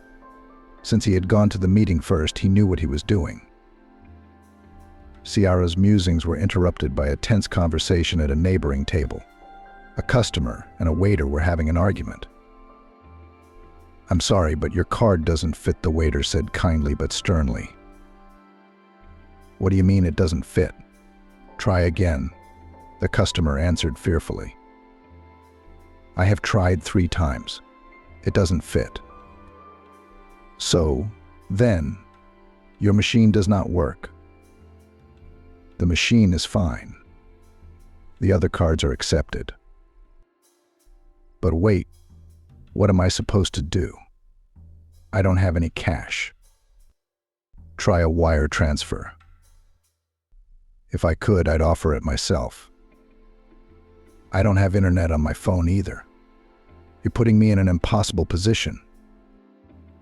I'm sorry, but according to regulations, we have to call the police in such cases. What's 500 rubles?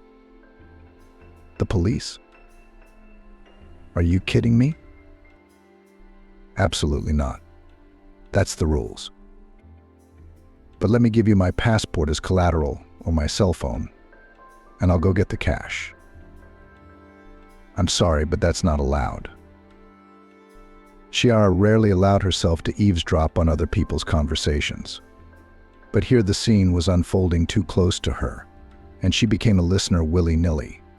Moreover, At one point in the argument with the waiter, the customer's voice seemed very familiar to her. Or rather, not the voice, but the intonation so slightly theatrical. Chiara tried to remember where she could have heard those intonations, but nothing came to mind. So she gave in to curiosity and turned around to face the conflicted table. One glance at the customer was enough. Her classmate Noah Salvador's card wasn't working. Chiara didn't wait for the waiter to start calling the police. She got up and walked over to a neighboring table. "Wait, don't call the police," she said quietly to the waiter. "I'm paying for the young man's order." "What?" Salvador didn't immediately realize what was going on. He frantically looked for numbers in the phone book, choosing whom to ask to transfer the money. He didn't even notice that his classmate had come to the table. Then Noah looked up and saw Chiara. "Chiara, where did you happen to be here from?" Chiara smiled back and put her card to the machine. The classmates decided to leave this ill-fated cafe as soon as possible. "Listen, I don't even know how to thank you," Noah said, walking along the sidewalk with Chiara. "Come on, we're not strangers after all. You better tell me how you live." "I live boring. I work as a junior engineer at our chemical plant." "And you?" "I'm not far off either. I sell clothes." You see how much hope they had in us at school? It's all nonsense. You can't tell at school who you can and can't get your hopes up for. And you and I weren't great, let's face it. "Well, you're right about the curriculum," Noah grinned. Noah grinned. We weren't the only ones who paid attention to us in the curriculum, unlike the other one. Salvador immediately understood the meaning of Chiara's clarification. The fact was that Noah for Ciara and Ciara for Noah 15 years ago had become the first high school sweethearts. The whole class had watched their relationship develop, but developed was too loud a word. From the outside, it seemed more like the relationship was standing still and not moving anywhere. Noah and Ciara knew how they felt about each other, but they did nothing about it. They were very timid. No matter how much their classmates tried to push them towards each other, no way. For a whole year, the relationship was in limbo, until Chiara changed school for family reasons. After that, he and Noah saw each other only a few times at reunions, and Salvador even tried to start some kind of communication with Chiara, but that didn't lead to anything. On a personal level, we certainly shone with our indecision. Noah corrected his former classmate. The whole class laughed at us, not laughed at us, but envied us. Oh, of course they were jealous, Ciara smiled. But I think I've changed during this time. I've become much more determined. With girls and how? Any luck? Married? No, just practicing for now. But I mean only very quick relationships so far. You didn't get married either? Not yet. But hopefully there will be a wedding very soon. Until a couple hours ago I doubted it, but things seem to be getting better now. You're not 5 minutes away from being wife, Noah said a little sadly and looked at Chiara. She remembered that look from high school. It seemed to her as if those 15 years didn't even exist for Salvador. Still the same 8th grade. He still feels something for Ciara. And she tells him she's getting married soon. If that were the case, Noah would have the exact same look. Yeah, if everything goes well, of course. Is there any reason to doubt it? But, there are certain circumstances. You don't trust your future husband? No, that has nothing to do with it. Okay, well, I'm just being honest. I'm sorry it was an unnecessary question. Even your number. Do you think that's a good idea? Ciara asked, perplexed. No, you must have misunderstood me. I'd like to wire you the money for the cafe. You paid for me. Oh, forget it. But it would be a real inconvenience. Okay, I'll let you know. Ciara gave her number to Noah. They said their goodbyes and left. Chiara went to her house. She didn't want to go back to Eugene yet. Why she needed that extra 24 hours to think about it, she didn't understand. But something was keeping her from returning soon. Probably the deep trauma Amelie was systematically inflicting. If individually the attacks of a potential mother-in-law could be tolerated and forgotten, then altogether they accumulated into one big psychological trauma. Tonight's quarrel was the last straw. So for at least a night she needed to sleep alone to recover from the incident. The only thing that surprised her a little was the phone was silent. Still, Chiara had thought that Eugene would start calling her immediately after she left. But he didn't. Even on messengers, there wasn't a single message from Eugene, despite the difficult situation. His natural restraint found a way to show itself. However, Chiara was able to find an excuse for this inaction as well.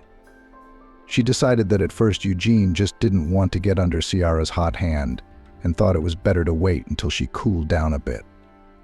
And then he had simply gotten a call from Stephen, informing him of Chiara's decision to return tomorrow and asking him not to bother her for that 24 hours.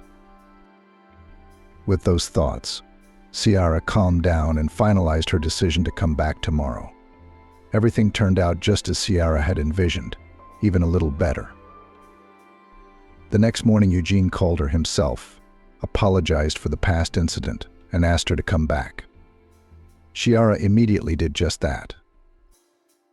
Throughout the wedding preparations, to Chiara's delight, Amelie had not made any contact at all. They occasionally called Eugene, but even in those private conversations, they didn't seem to mention Chiara. Apparently, Stephen had managed to do some serious work with her. Chiara was quietly happy about it and was busy with the wedding arrangements. She was embarrassed to remember that she could have deprived herself of such happiness by simply running away from Eugene. It was a good thing that the wise Stephen had gotten there in time. There was no telling how things would have turned out if he had not, with his usual calmness and prudence, taken up the matter. The wedding was one day away, Chiara's most nervous moment of preparation. The phone rang. She didn't pick it up right away. The problems associated with the ill-fitting dress seemed much more important to her.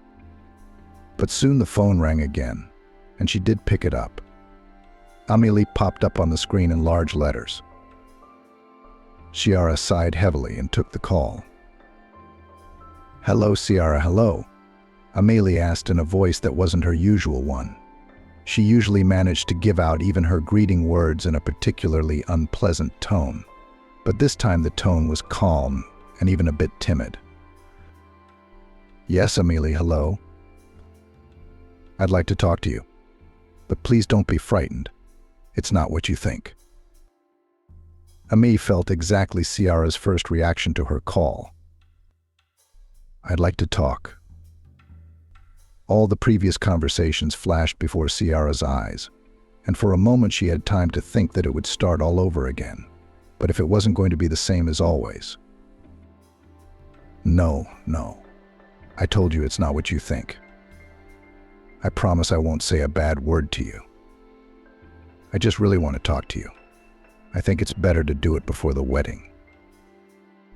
If that's the way you feel, where do you want to meet? Or maybe we could do it over the phone. It wouldn't be over the phone. I'd like to meet at a coffee shop downtown. It's called Lavender. I'll call you a cab. No, that's okay. I know where it is. I don't need a cab. I'll be there in an hour. Okay, then I'll be there in an hour. Chiara was extremely surprised. It was the first time she'd ever heard Amelie's calm voice. And where was she being called to? To the same place where Stephen had brought her back to normal earlier. It's a coincidence, isn't it? After all, he usually held his family dinners in nice, fancy restaurants, and they had chosen the same modest establishment for their moments of privacy. I wonder if they realize it themselves. An hour later, Chiara was at the place. Amelie was running a little late. Chiara chose the same table where she and Stephen were sitting and waited. Literally 5 minutes later, Amelie walked into the room. "Oh, Chiara, you picked my favorite table," she said cheerfully and sat down across from me. "This must be where you and Stephen usually relax, right?" Ciara asked, as if she wanted to check her hunch. "No, we usually vacation in more solid places, you know. And here I like to come alone, and I don't think he knows about it," Emily answered. "Wow," Ciara said in surprise. She didn't know what surprised her the most. On the one hand, it was strange to hear that Emily preferred a modest place for privacy. Ciara had always thought the main thing about their pairing was Emily and her love of local pathos.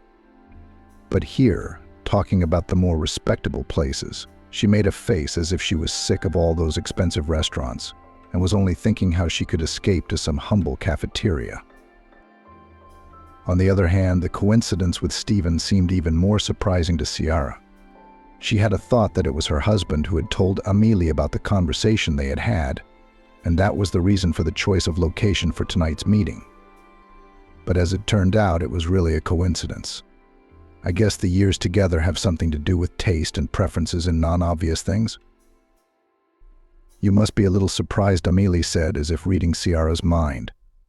"You must have thought that I'm just a pretentious aunt who cares more about the price tag than anything else in the world. But no, sometimes I want to be modest, you see. Lately I've been thinking more and more about how bored I am with everything.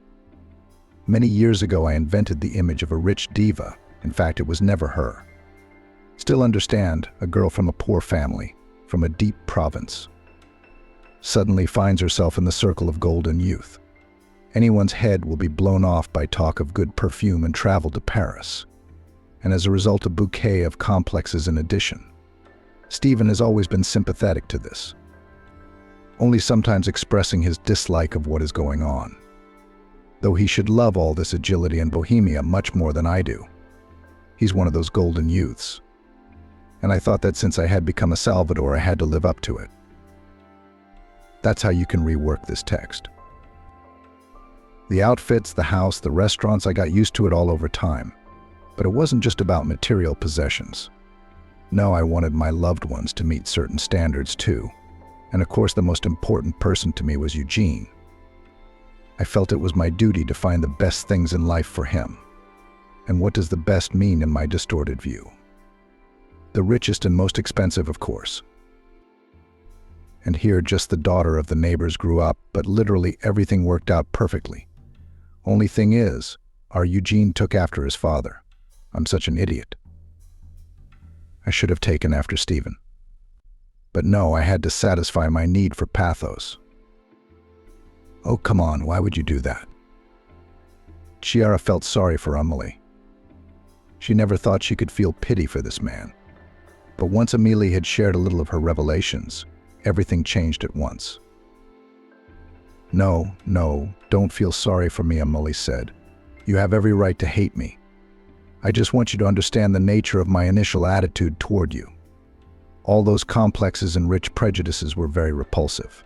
When Eugene told you, all my ideas of right living collapsed in an instant. The deep complexes that prevented me from accepting you turned into outright boorishness. Although in fact many years ago I was in the same position as you. Or maybe, Amelie wondered, there's nothing wrong with me, Ciara asked. I was just thinking, maybe I was trying to save you. I'm sorry. What do you mean? Well, I just didn't want you to make the same mistakes I made subconsciously. You have the same potential to pick up those same complexes and become a petty woman like me. Although I'm not looking for excuses. You're completely different and will never, thankfully, become like me.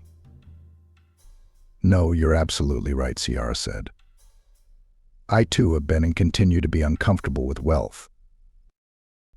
And maybe if you hadn't decided to tell your story, it would have happened all over again, Ciara said. It's good that you realize that. I don't know if you forgive me for all these cruel conversations we've had. I don't think I could forgive myself. In fact, if I were you, I'd run away or give Eugene an ultimatum. It was either me or your mom. I had that thought, Ciara grinned. But I thought it was too harsh. By the way, how did Stephen's mom take you in? Amelie turned to the window and stared out for 15 seconds. Let's just say it wasn't the best experience I can give you, she finally said. Stephen's mom was a bossy woman, like me, only unlike me. She'd been rich all her life. I don't know how the Salvador family managed to make a good fortune during the Soviet era. Stephen's father was a prominent party figure, but that wasn't a guarantee of success back then. Anyway, it doesn't matter how.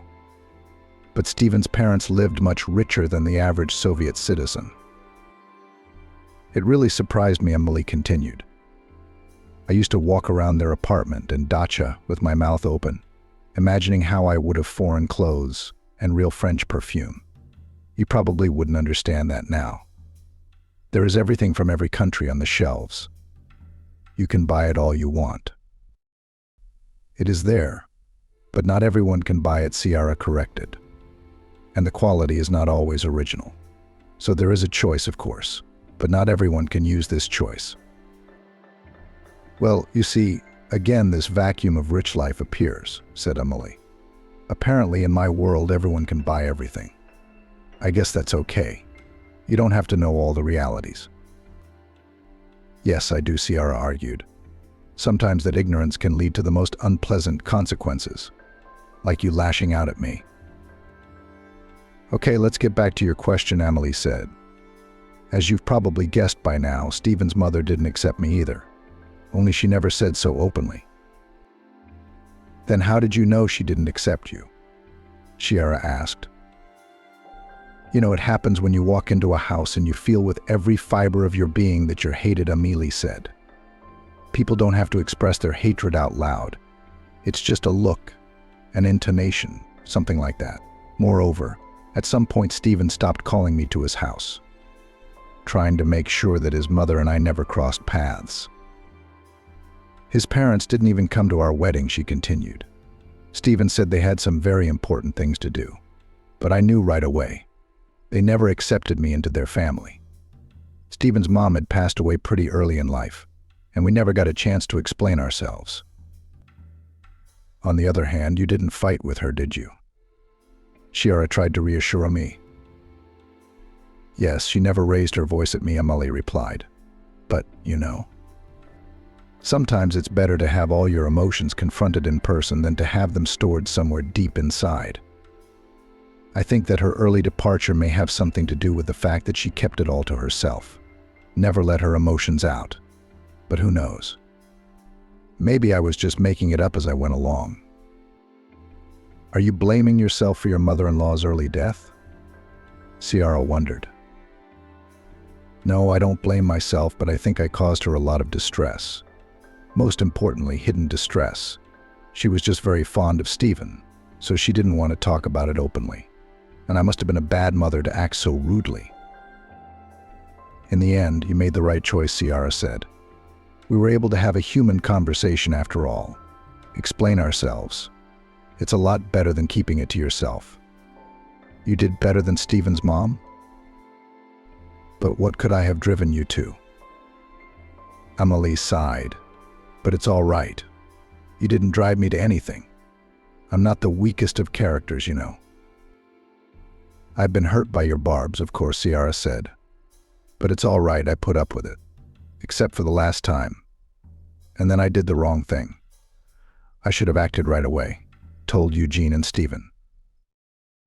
I told you I didn't want to upset your relationship with Eugene, so I kept quiet, she continued. And about Stephen, I hardly knew him. Before that unexpected conversation, as it turned out, I hardly knew him either. No, I mean, I knew he was a good psychologist, but not that good. He'd built a solid business from scratch. I was involved, of course, but more as a doer, just doing what he told me to do. Didn't you say that Stephen was one of the golden youth? Ciara asked. Yes, he was. Amelie nodded. But what kind of business in the Soviet Union? He created his own companies, his own. And not like many people back then, he bought a factory for cheap and started to cut money from it. He rented premises, bought equipment, all by himself, with initial capital. Maybe he had it easier than others, of course, but nobody gave him $1 million. His father took the collapse of the union hard, so he was skeptical of Stephen's idea to create his own enterprise. Almost didn't help. Is that what I'm getting at? Amelie took a sip of coffee. Entrepreneurs, businessmen are a special breed. Oh, I've seen a lot of them over the years. Some of them make me sick. Some bad, some good. But they all have something in common: grip, speed, toughness. But if you look at Stephen from the outside, there's none of that. Not even just from the outside. At home, he's a harmless man who I would never trust to run a big company. I'm much more of an entrepreneur than he is, by the way. Amelie smiled. But no. After all, the company has risen, and in the most difficult time for the country. Not just raised, but developed and successfully managed it to this day. How, you may ask, how can one be a successful entrepreneur with such a character? I did not immediately begin to think about it.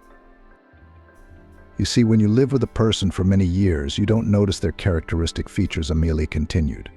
You take everything as normal. But at every meeting with entrepreneurs, at every business lunch, I felt uncomfortable. I just didn't like those rich guys.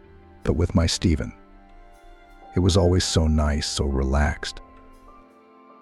That's when I started to notice that he was different from the usual entrepreneurs. I forgot about it for a while. Different, so what I thought. That's why I married him and not someone else. But with each new meeting, with each new acquaintance, eccentric businessman, I thought again about Stephen's character. And then the truth finally began to dawn on me. Stephen has some kind of psychological skill that helps him solve all business problems. Amelie paused, taking a sip of coffee. At first it seemed to me that this is only a small part of the success of his company. After all, I was in charge of a lot of the negotiations. But as time went on, I realized that Stephen's silent, modest participation was a much bigger part of our success than my loud and flashy negotiations. Like a spider, he quietly weaves his web, graciously invites his competitors, partners, and subordinates into his web, envelops them, and then does whatever he wants with them, Amelie said emotionally. Somehow he manages to find weaknesses, pain points, or just the most important thing in some issue. Stephen quietly presses on these points and gets the desired result. I thought at the time that he only did that in business. In life, he's quieter than water, lower than grass. He's unpretentious, he doesn't demand anything. He just doesn't need to show his psychological skills. But that's not the case. It was only in the last month that I realized that he had been using those skills throughout our life together. It's just that Stephen did it so neatly that I didn't notice. And anyway, I guess he was okay with my hot temper. That's why he wasn't very active in fixing our relationship. After all, marriage is not a business. There are other processes at work, Amelie said. How did you notice it in the end? What happened? In the last month, something that had never happened in your entire life together. You happened, she grinned. But Eugene and I started our relationship much earlier. Yes, but Stephen had stayed out of it all this time. And then he decided to clean up the mess. That's when I realized. Why did Stephen decide to interfere? Ciara wondered. Oh, I don't know. It's so unlike him. Usually he's separate and Eugene's personal life is separate. I think the answer is obvious, Amelie shrugged. He just felt sorry for you. Realized you were suffering because of me. He waited and waited, and at the most decisive moment he acted like that. What did he do besides talk to me? He had 2 conversations with me, calmly, without raising his voice. He carefully explained everything. After that, my worldview completely changed. I have never worked with psychologists, but I think people experience something similar after a long therapy with professional psychologists. He brought me back down to earth and explained what I looked like from the outside. And in 2 conversations, Stephen managed to change your personality? Ciara asked incredulously, as you can see, only not quite like that. Emily shook her head. He didn't change my personality. Stephen helped me to shed the tinsel that hung over my real identity, those awful rich man complexes and prejudices. She took a sip of coffee. The first conversation happened after you ran away. I don't know what clicked with him, but that evening of that day, Stephen sat down with me and bluntly told me he wanted to talk. He told me how he'd talked to you, what a positive girl you really are. And then he started asking simple leading questions, the answers to which made me realize how stupid it was to act like that. After that, I decided to give you a break. No calling, no texting, avoiding seeing you. I thought that you hated me and would not agree to even a normal, calm conversation, such as we have now. And last night we had a second conversation. He reminded me about our personal history, about my relationship with his mother. Amelie continued. Yesterday I finally realized how wrong I was about you. And I decided that we should end this ridiculous feud before the wedding, and as openly as possible, explaining to you everything that I realized about myself not so long ago. I hope I've done that. And I hope even more that you'll forgive me. She looked at Ciara. Of course I will, she nodded. You are a very strong man. Only strong people are able to change so dramatically in such a short time, and at the same time, looking in the eyes, apologize. Strong people don't torture their fiancé for such a long time. Amelie waved her hand. Did you have a reason to do it? Well then, let's put it behind us, Ciara said. Although the last thing I really don't want is for you to repeat my mistakes. The most important thing in a marriage, in any marriage, and especially when it comes to any financial matters, is to stay yourself. Yeah, thanks for the warning. I more than understood. Amelie nodded. Good for you. Well, I won't keep you any longer. Get ready for tomorrow, for the great happiness that will come. Ciara said goodbye to Amelie and left the cafe. Outside it was going to rain again. The people of the city were not lucky with the weather this summer. Ciara hailed a cab, sat in the back seat, and leaned against the window, thinking. The cab driver, seeing the pensive expression on her face, did not distract her with conversation, put on some quiet radio station, and silently drove Ciara home. Ciara really had a lot to think about. It seemed like she should have been driving in bewilderment at the conversation that had taken place.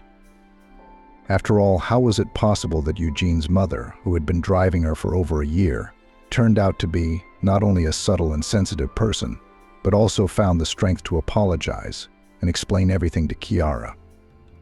But it wasn't the sudden transformation of roles and attitudes towards her mom that she was thinking about. She felt like she'd just been chatting with a friend she'd known for years. Absolutely the same feelings. Ciara trusted Amelie completely, didn't doubt the sincerity of her every word. Everything was so ordinary, so peaceful, that she forgot all the hardships this woman had put her through.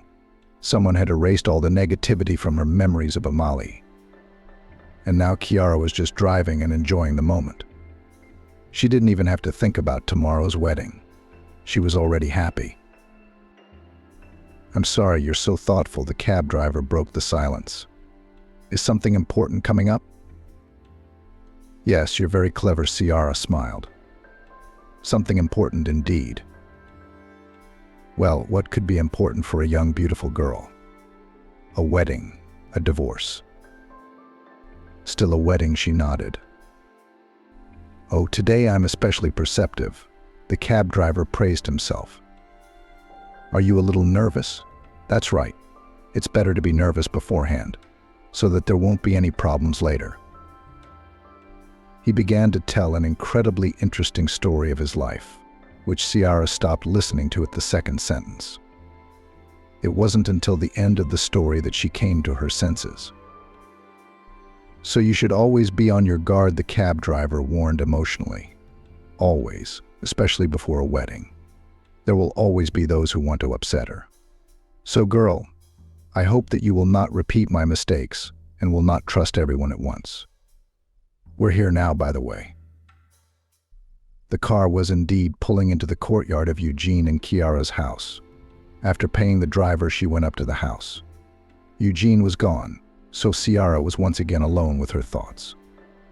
She couldn't remember what the shrewd cab driver had been talking about, but his last words crashed into her head.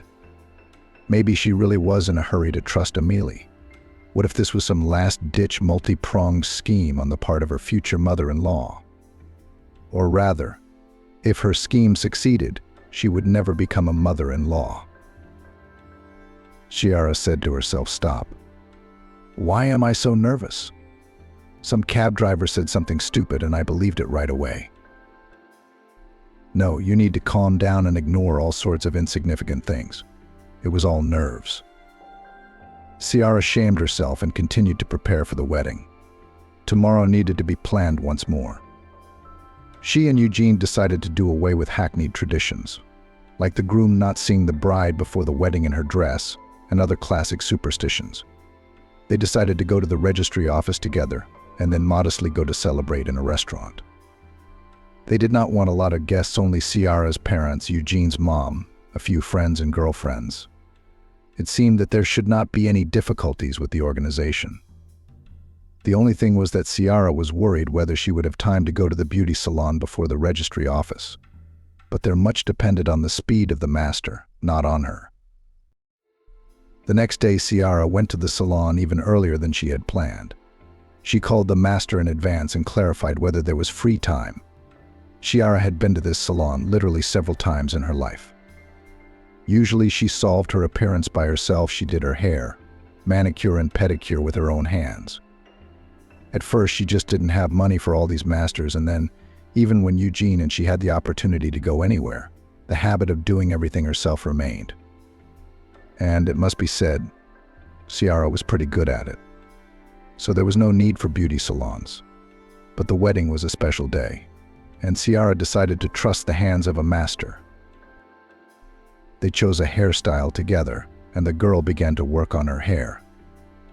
Ciara watched her hands carefully, ready to stop in time, for example, if she wanted to cut off too much hair.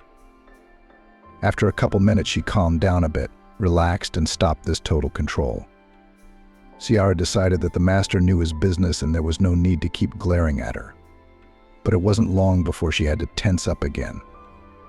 The phone rang in her pocket. At first, she didn't want to pick up the phone, not wanting to interrupt the master's work process. All the more reason for her to have the call on silent. The ringing stopped. Ciara had time to exhale, but then the phone rang again. "If anything, you can answer it. It won't interfere with our work," said the girl master kindly, who, as it turned out, also heard those quiet calls. "Okay," Ciara replied, pulling her phone out of her pocket and taking the call. "Hello, speaking." "Ciara, good afternoon." A rough male voice sounded in the receiver. It sounded as if it had been changed on purpose in a computer program. "Who is this?" Ciara asked without saying hello. She immediately sensed something wrong. "It's, shall we say, a well-wisher." "Who?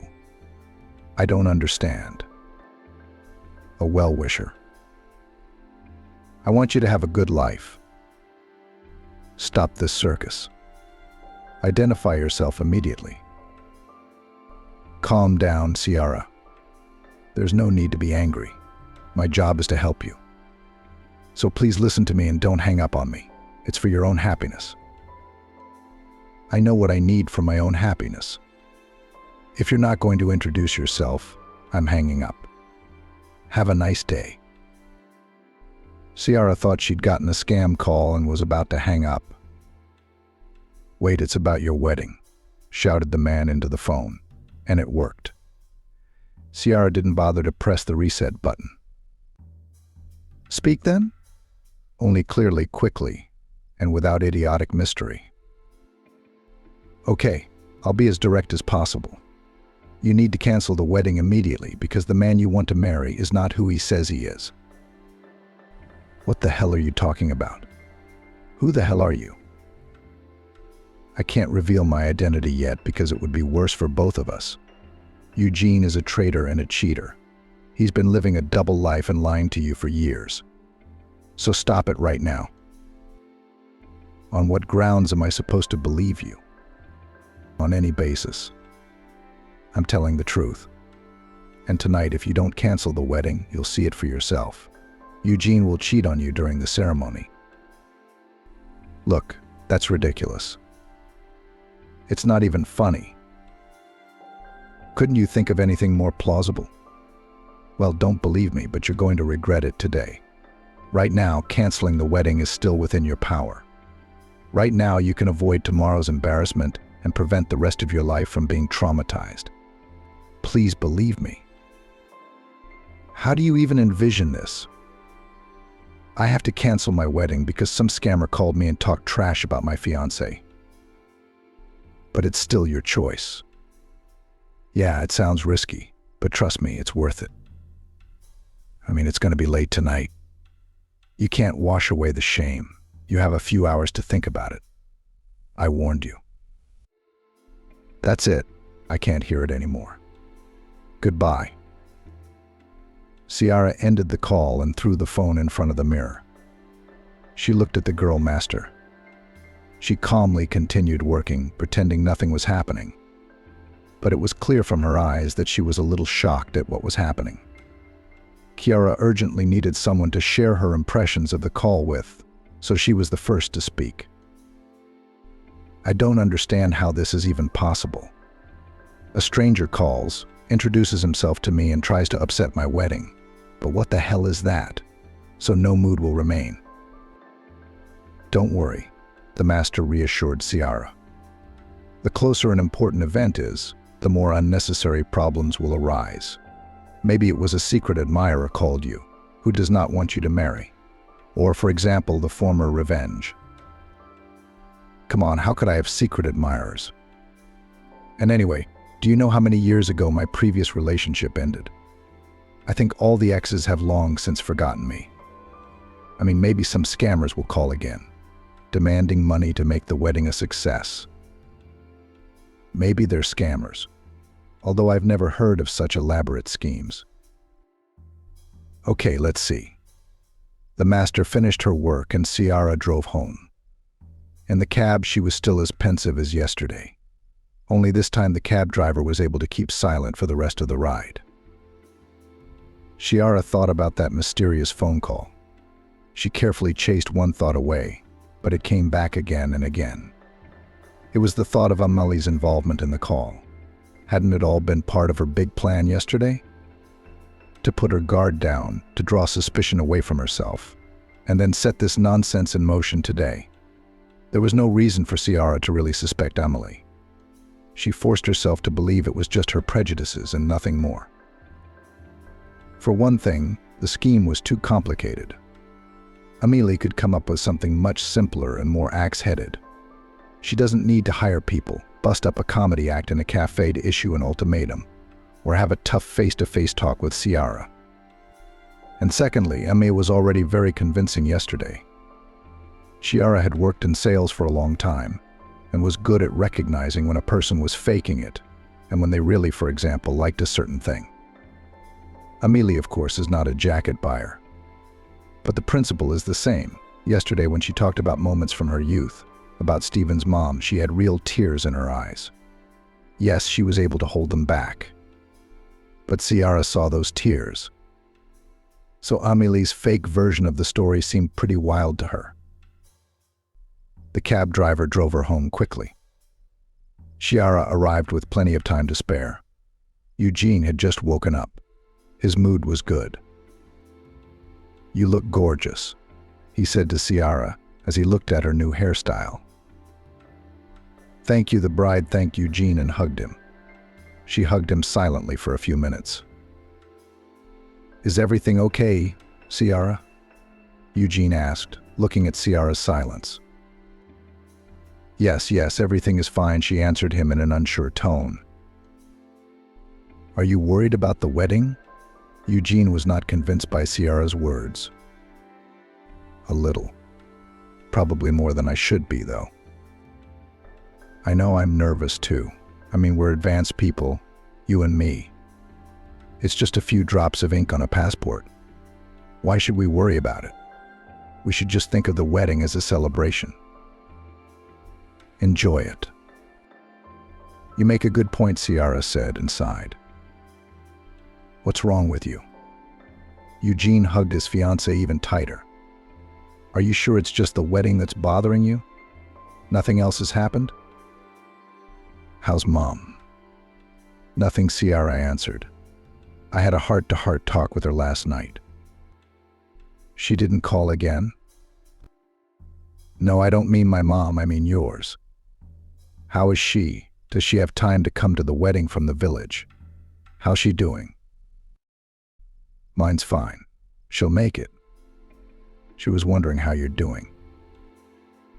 Unlike Amelie, Ciara's mom took to Eugene immediately. She didn't have a problem with her future son-in-law. She trusted her daughter's choice. Well, that's good. So everyone will be together today, for the first time since we've been together. Or is that what you're worried about? You could say that, Ciara answered, not quite lying to Eugene. She was of course more worried about the call, but Ciara wasn't forgetting about her mom's upcoming meeting with Amelie either. There was no telling how it might end. Her mom was a simple woman. She might say something to Amelie if she started to show her temper. She could only hope that Amelie's transformation from yesterday would spread to the wedding festivities and everything would go quietly and calmly. Ciara was sure of her mother. She would never provoke a conflict, but she could react. I think everything will be fine. People are adults. They understand everything. Dad will be there if anything happens. He'll keep an eye on everyone, won't he? Eugene grinned, hinting at his mom's complicated nature. Yeah, that's comforting. Stephen's presence really did give Ciara a guarantee of a quiet evening. The man had recently demonstrated exceptional wisdom and ability to resolve difficult conflicts.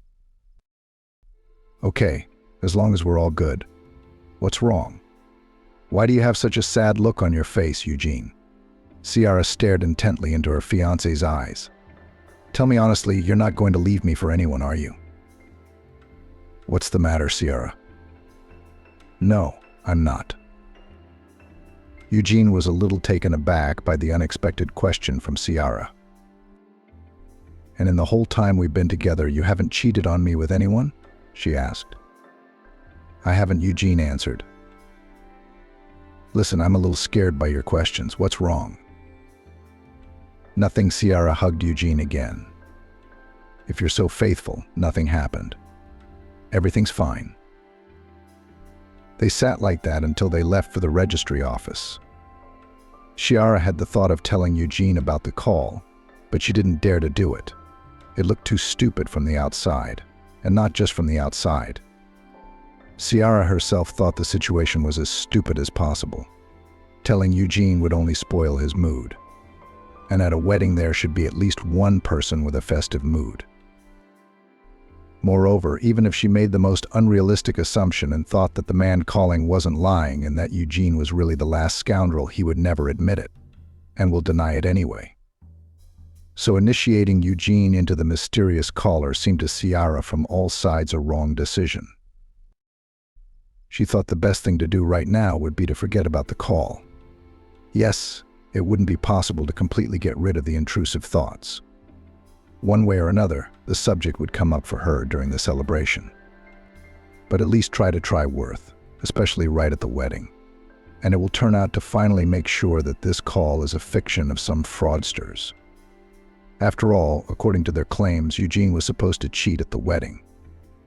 That seemed to her the most delusional of all the information she'd gotten from John Doe. At a wedding, the groom is almost always in the public eye. Why would he cheat right there? Even if Eugene was a pathological cheater, why wouldn't he wait a bit? And how would the caller know that? Anyway, the more Ciara thought about the call, the more she found it absurd. And she calmed down. The long-awaited hour of the trip to the registry office came. There everything went modestly, tastefully, and without incident. Ciara and Eugene were solemnly declared husband and wife, and now they were on their way to the restaurant to celebrate the wedding. The newlyweds didn't bother with too much pomp and order limousines to the venue. They were driven by Stephen and Emily to the restaurant. Ciara went into the ladies' room with her already established mother-in-law. "Ciara, congratulations again, and I apologize," Amelie said kindly. "You are now officially part of our extended family." "Thank you," Ciara replied just as kindly. "There is no need to apologize. A new page in our relationship has begun. Who remembers the old? You know." Wise beyond her years, Ciara. Amelie noted and went out into the hall. Ciara was left with a little makeup touch-up. During the whole event at the registry office and on the way to the restaurant, she never once remembered about the mysterious phone call. Now the conversation with Amelie reminded Ciara of her unfounded suspicions about her mother-in-law. Now she was completely convinced that Amelie had nothing to do with it. What did she care anyway? Ciara also went out into the hall and took her place next to the groom. The celebration went on quietly. Chiara's mom quickly found common language with Amelie, and now they were sitting together and discussing the children. The first hour of the celebration passed, then the second. The waiters only had time to bring new bottles of wine and strong drinks. Despite the high degree of fun, there were no conflicts. The news of the wedding had reached the more distant relatives of Ciara and Eugene. You bet, because Ciara posted the wedding photo in one of the social networks. After that, the unexpected calls from various friends of the past began. Ciara and Eugene's 3 siblings had to leave the table outside or into quiet areas of the restaurant to be able to hear the caller. At some point, Ciara got tired of this and sat with the phone right at the table. Just then, Eugene got another call and went somewhere from behind the table. A minute later, the phone rang at Ciara's desk as well. She picked it up, saw another unspecified number, and pressed accept the call. "Hello, Ciara, did you recognize me? Is it hard to hear?" A rough male voice sounded in the receiver. "Who is this? I called you this morning and warned you about something." "Oh, you again," Ciara sobered up. "What do you want?" "I don't need anything anymore. All I could do was warn you. Didn't you listen? Now all you have to do is reap the consequences of your mistakes." "Cut the crap." Ciara left the table and went to a quieter corner. "Can you be traced by your phone number? Do you even know about that?" "Oh, Ciara, you're a naive girl," the stranger grinned. "And to make sure that I'm not lying, you only need to put your hand in the pocket of your husband's jacket. Anyway, you know everything. Call me, please, on this number. Have a good day." The man hung up. Ciara turned around and slowly walked to the table. Eugene still hadn't returned. As luck would have it, he had gone out to talk in just his shirt and left his jacket hanging on the chair. Ciara reluctantly sat down in her seat, looked around, and carefully slipped her hand into Eugene's jacket pocket. There she fumbled for some paper. The girl looked around again and pulled it out. The paper was neatly folded several times and smelled of perfume. Ciara put her hands under the table and unfolded the note, trying to keep a nonchalant expression on her face.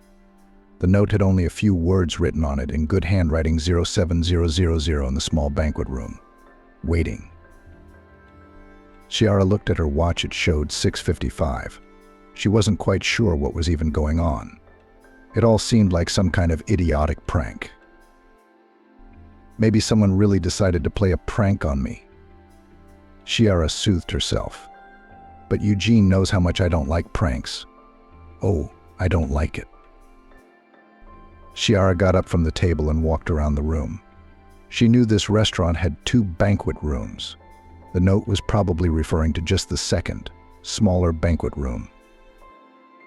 Ciara didn't immediately decide to head there.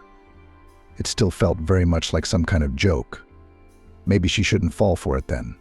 But on the other hand, if someone with a dubious sense of humor decided to play a prank on the wedding, why not play along with Eugene? Ciara still had hope that she just wouldn't find that small banquet hall. But no, her gaze traitorously stopped just outside the small banquet hall sign. She glanced at her watch once more. It took her about 5 minutes to think about it. Then Kiara carefully opened the door and peered inside. The room was in disrepair, with chairs on the tables and decorations lying on the floor. Toward one of those decorations, some girl, most likely a waitress, was clinging passionately to her newfound husband. Kiara went numb. "That's it. That's it. That's enough," Eugene quietly muttered, barely moving his tongue. Kiara watched in silence. "Oh, so there you are?" Amélie's joyful voice sounded. "We've been looking all over the restaurant for you. And here we are, a wedding without the newlyweds." The woman didn't have time to finish her sentence. She too had looked into the unfortunate room. Kiara turned around and quickly ran to the exit. Amélie tried to catch up with her. Eugene finally realized that he had been spotted. He jumped up, but only managed to walk a few steps and collapsed. "Kiara, my girl, I beg you. Wait," her mother-in-law urged her, catching up with her at the door of the restaurant. "Don't, please. You were right. Then I have no place in your family." "Stop it." "What are you saying?" "What am I saying? Why don't you check with your son? What a fool I was. How long has he been playing me for?" "Wait, give me just 1 minute," Amélie pleaded. "I can imagine what you're feeling right now, but I'm just as confused as you are. I don't think we should jump to conclusions." "Amélie, I understand your desire to protect your son, but how can you jump to conclusions? You saw it all yourself." "I did," Amélie nodded. "But this is nothing like my son. Let's do this. Will you give Stephen and me at least 12 hours? Now you promise me that in those 12 hours you won't do anything stupid and you won't run away. We'll take Eugene back to our place. You saw the state he's in." "Okay," Kiara agreed grudgingly. "But I don't know what will change in the meantime. At least we'll try to figure it out." "Don't worry, there's no shame yet, except for you and me. No one's seen Eugene. I'll go back and tell the guests that the newlyweds have decided to celebrate at home alone. We'll try to get Eugene out of here without being seen. You go home. But again, please don't do anything stupid." "I'll try," Kiara said, turning around and walking toward the house in her wedding dress. "Where are you going?" Amélie stopped her. "Let me call you a cab." Her mother-in-law called Kiara a cab and sent her home. Kiara got there in a semi-fainting state. For her, everything that was happening was like a terrible dream that would not end. She collapsed on the couch and sighed heavily. Kiara stared at the ceiling silently, tears streaming from her eyes. She didn't even have the strength to change her clothes. She lay like that for several hours until she was awakened by the intercom ringing. Kiara didn't want to go open the door. She didn't want to do anything at all, but it wouldn't stop ringing. So then she forced herself to get up and open the door. Amélie and Stephen walked into the apartment. "Kiara, you have your laptop next to you. Is it busy?" my father-in-law asked. "Yeah, it was lying around here somewhere." Kiara opened the laptop and handed it to Stephen. "Great. Now you're going to see something." He inserted a small flash drive into the laptop and turned on the video. It turned out to be the restaurant's security footage. It showed Eugene standing and talking on the phone. At some point he felt sick, leaned against the wall and tried to go outside. At that point, a waitress stopped Eugene and asked him to come with her. She actually walked him up to the empty banquet room and laid him down on a couch. The waitress then stood at the front door and glanced back and forth at the next room, then at her phone. After reading some message, she stood by the door for a while longer, and then approached Eugene. He awkwardly tried to push her away and mumbled something to himself. Then the waitress forcefully tried to kiss him. At the same moment, Kiara looked into the room. So that's what this is all about, she said with rounded eyes. I told you we'd figure it out. Amelie summarized the video. Wait, so Eugene was drugged? How's he feeling right now? We should call the police, request an evaluation. I don't think we're going to need the police here, Stephen told her. Eugene is sleeping it off at our house right now. His pulse is fine. His blood pressure's fine. It's okay. He needs his sleep.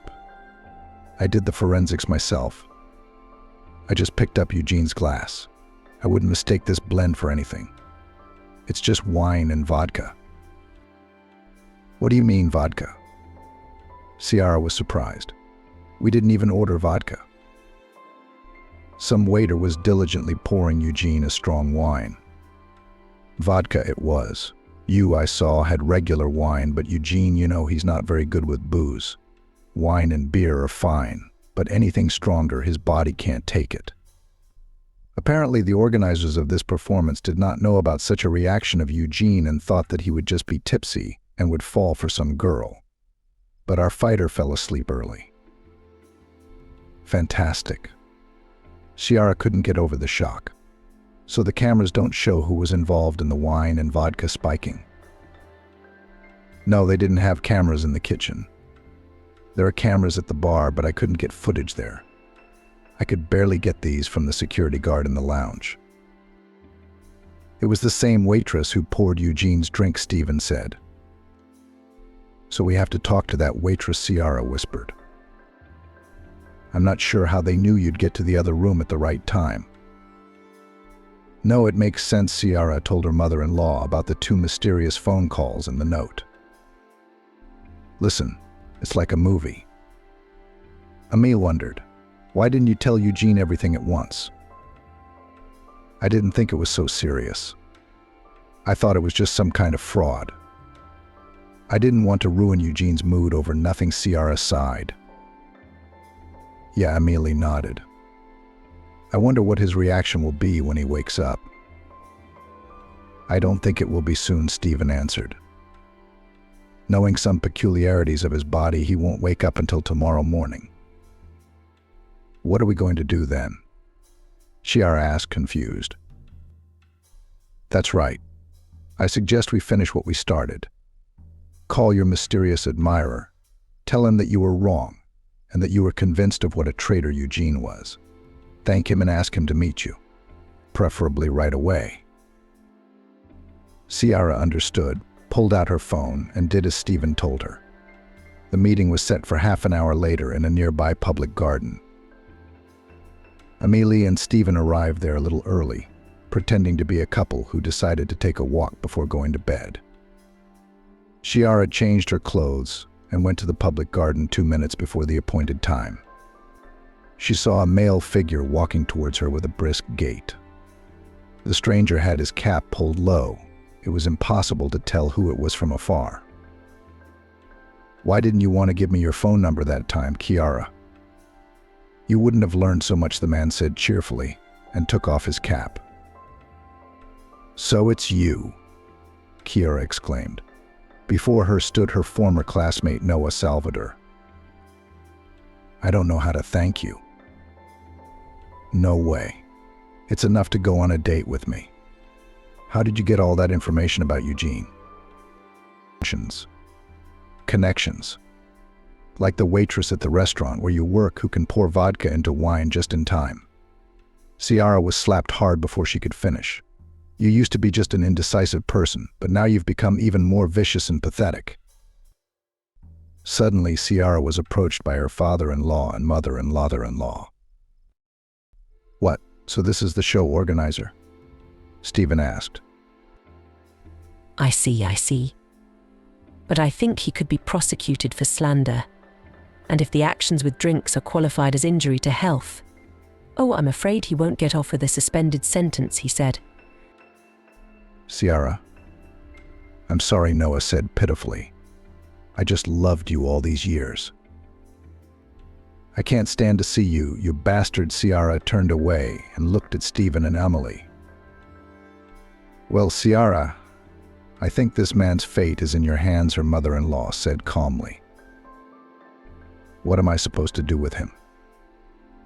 Ciara sighed and turned to Noah again. Then that's it, get out of here. But if I see you anywhere even casually again, we will seek a criminal case. Do you understand? Yes, Noah answered obediently. He turned around and walked quickly towards the exit. Stephen and Emily drove Ciara to their family cottage. They chatted in the kitchen and mocked the previous day. As it turned out, the rest of the wedding guests had guessed nothing and continued to celebrate without the bride and groom. Eugene woke up the next day with a terrible hangover and huge memory lapses. He didn't even remember any of the waitresses. Ciara and her mother-in-law and father-in-law decided not to tell him anything. So unusually began a new family page in the life of a modest girl, Ciara. Hello, Ciara, did you recognize me? Is it hard to hear? A rough male voice sounded in the receiver. Who is this? I called you this morning and warned you about something. Oh, you again, Ciara sobered up. What do you want? I don't need anything anymore. All I could do was warn you. Didn't you listen? Now all you have to do is reap the consequences of your mistakes. Cut the crap. Ciara left the table and went to a quieter corner. Can you be traced by your phone number? Do you even know about that? Oh, Ciara, you're a naive girl, the stranger grinned. And to make sure that I'm not lying, you only need to put your hand in the pocket of your husband's jacket. Anyway, you know everything. Call me, please, on this number. Have a good day. The man hung up. Ciara turned around and slowly walked to the table. Eugene still hadn't returned. As luck would have it, he had gone out to talk in just his shirt and left his jacket hanging on the chair. Ciara reluctantly sat down in her seat, looked around, and carefully slipped her hand into Eugene's jacket pocket. There she fumbled for some paper. The girl looked around again and pulled it out. The paper was neatly folded several times and smelled of perfume. Ciara put her hands under the table and unfolded the note, trying to keep a nonchalant expression on her face. The note had only a few words written on it in good handwriting: 07000 in the small banquet room. Waiting. Ciara looked at her watch. It showed 6:55. She wasn't quite sure what was even going on. It all seemed like some kind of idiotic prank. Maybe someone really decided to play a prank on me. Ciara soothed herself.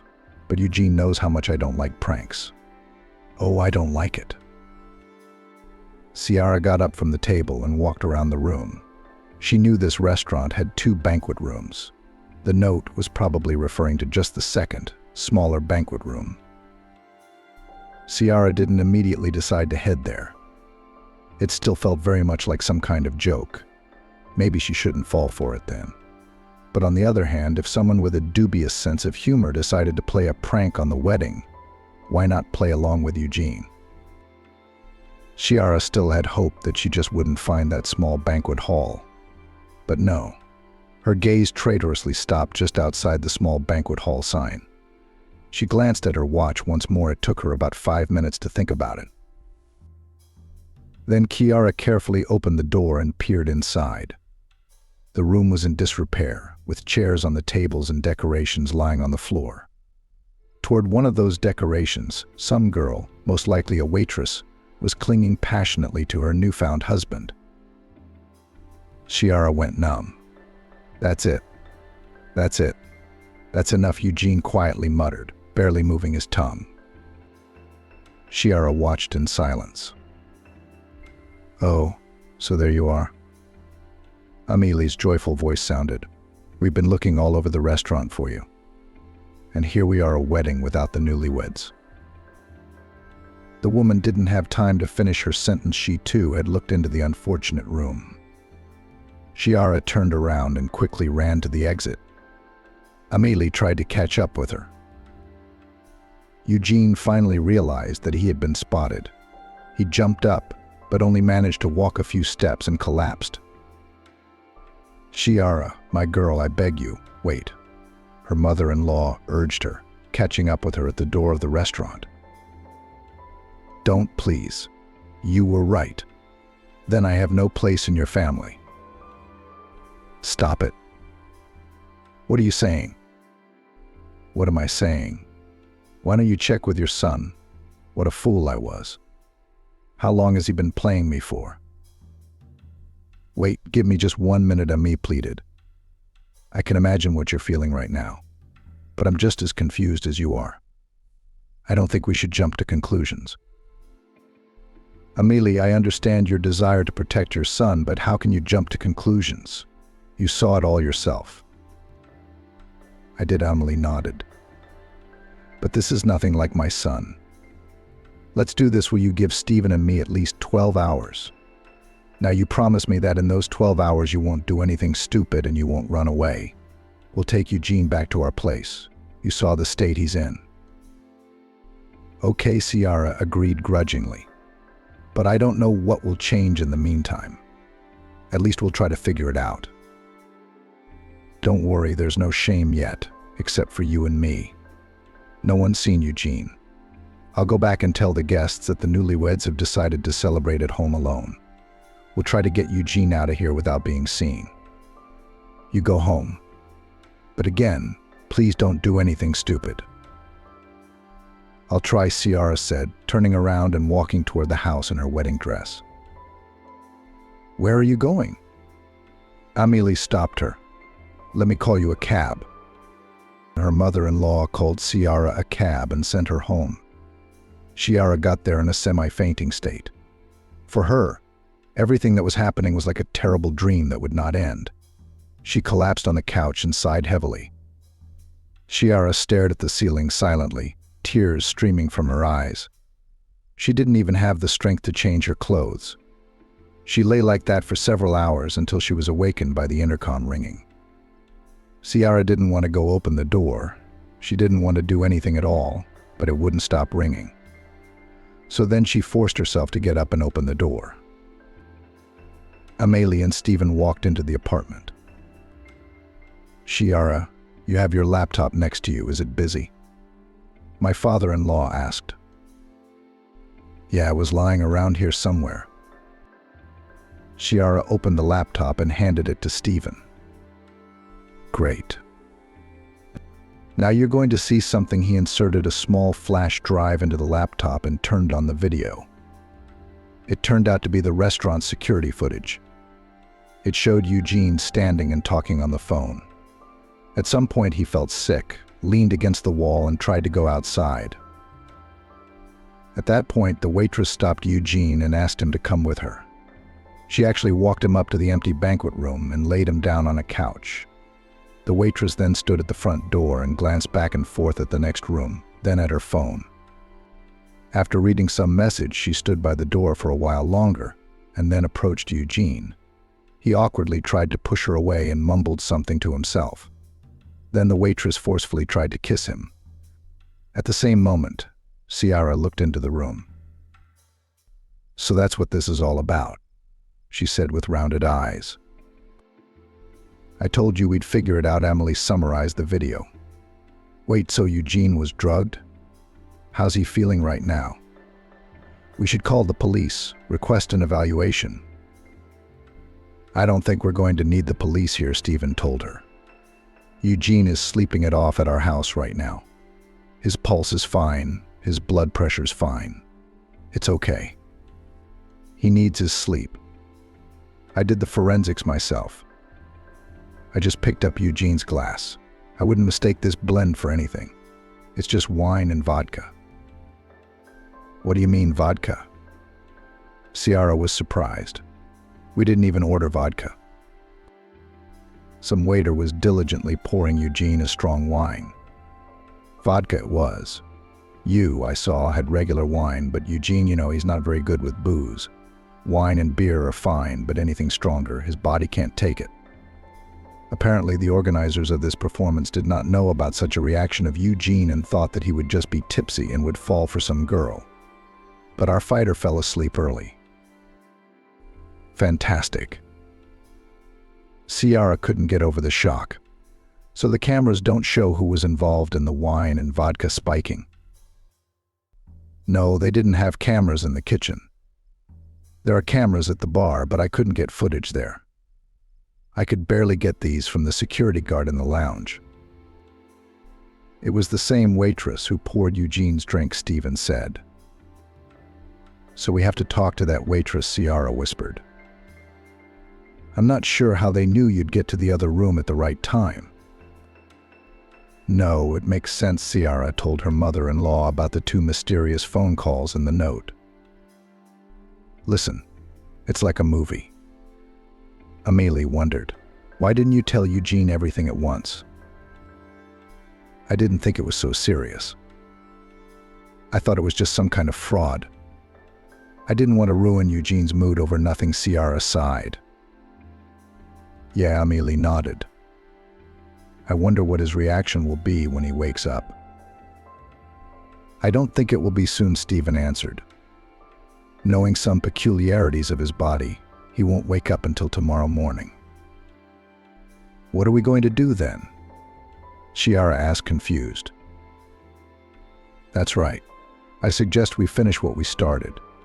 Call your mysterious admirer, tell him that you were wrong, and that you were convinced of what a traitor Eugene was. Thank him and ask him to meet you, preferably right away. Ciara understood, pulled out her phone, and did as Stephen told her. The meeting was set for half an hour later in a nearby public garden. Amelie and Stephen arrived there a little early, pretending to be a couple who decided to take a walk before going to bed. Ciara changed her clothes and went to the public garden 2 minutes before the appointed time. She saw a male figure walking towards her with a brisk gait. The stranger had his cap pulled low. It was impossible to tell who it was from afar. Why didn't you want to give me your phone number that time, Ciara? You wouldn't have learned so much, the man said cheerfully and took off his cap. So it's you, Ciara exclaimed. Before her stood her former classmate Noah Salvador. I don't know how to thank you. No way. It's enough to go on a date with me. How did you get all that information about Eugene? Connections. Connections, like the waitress at the restaurant where you work who can pour vodka into wine just in time? Ciara was slapped hard before she could finish. You used to be just an indecisive person, but now you've become even more vicious and pathetic.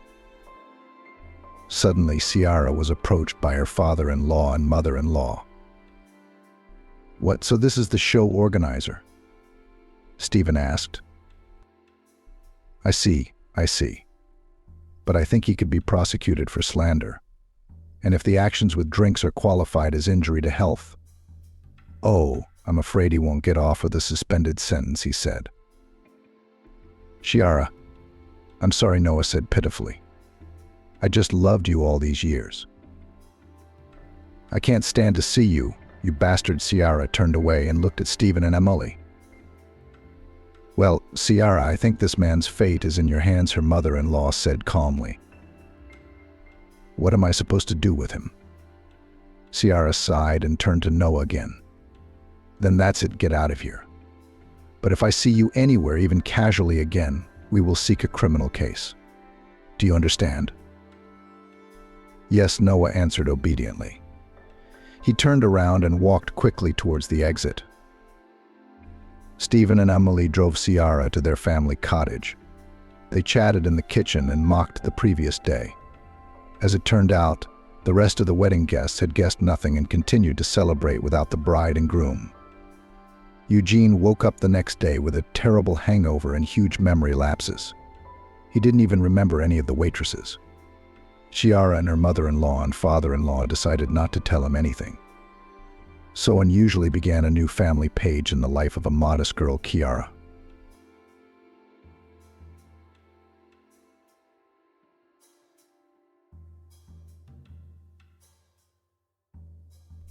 On her way home, Ellen overhears her mother talking to her fiancé, is stunned.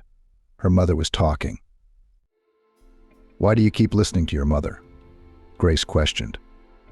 Ellen, you're 36 years old, you're an independent woman.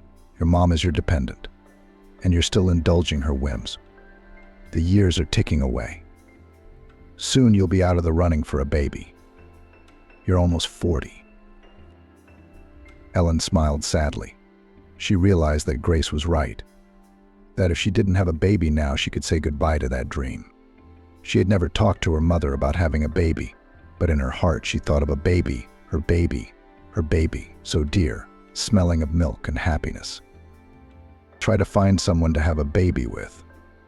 Grace admonished her friend. There are only alcoholics, drug addicts, and men of non-traditional orientation around.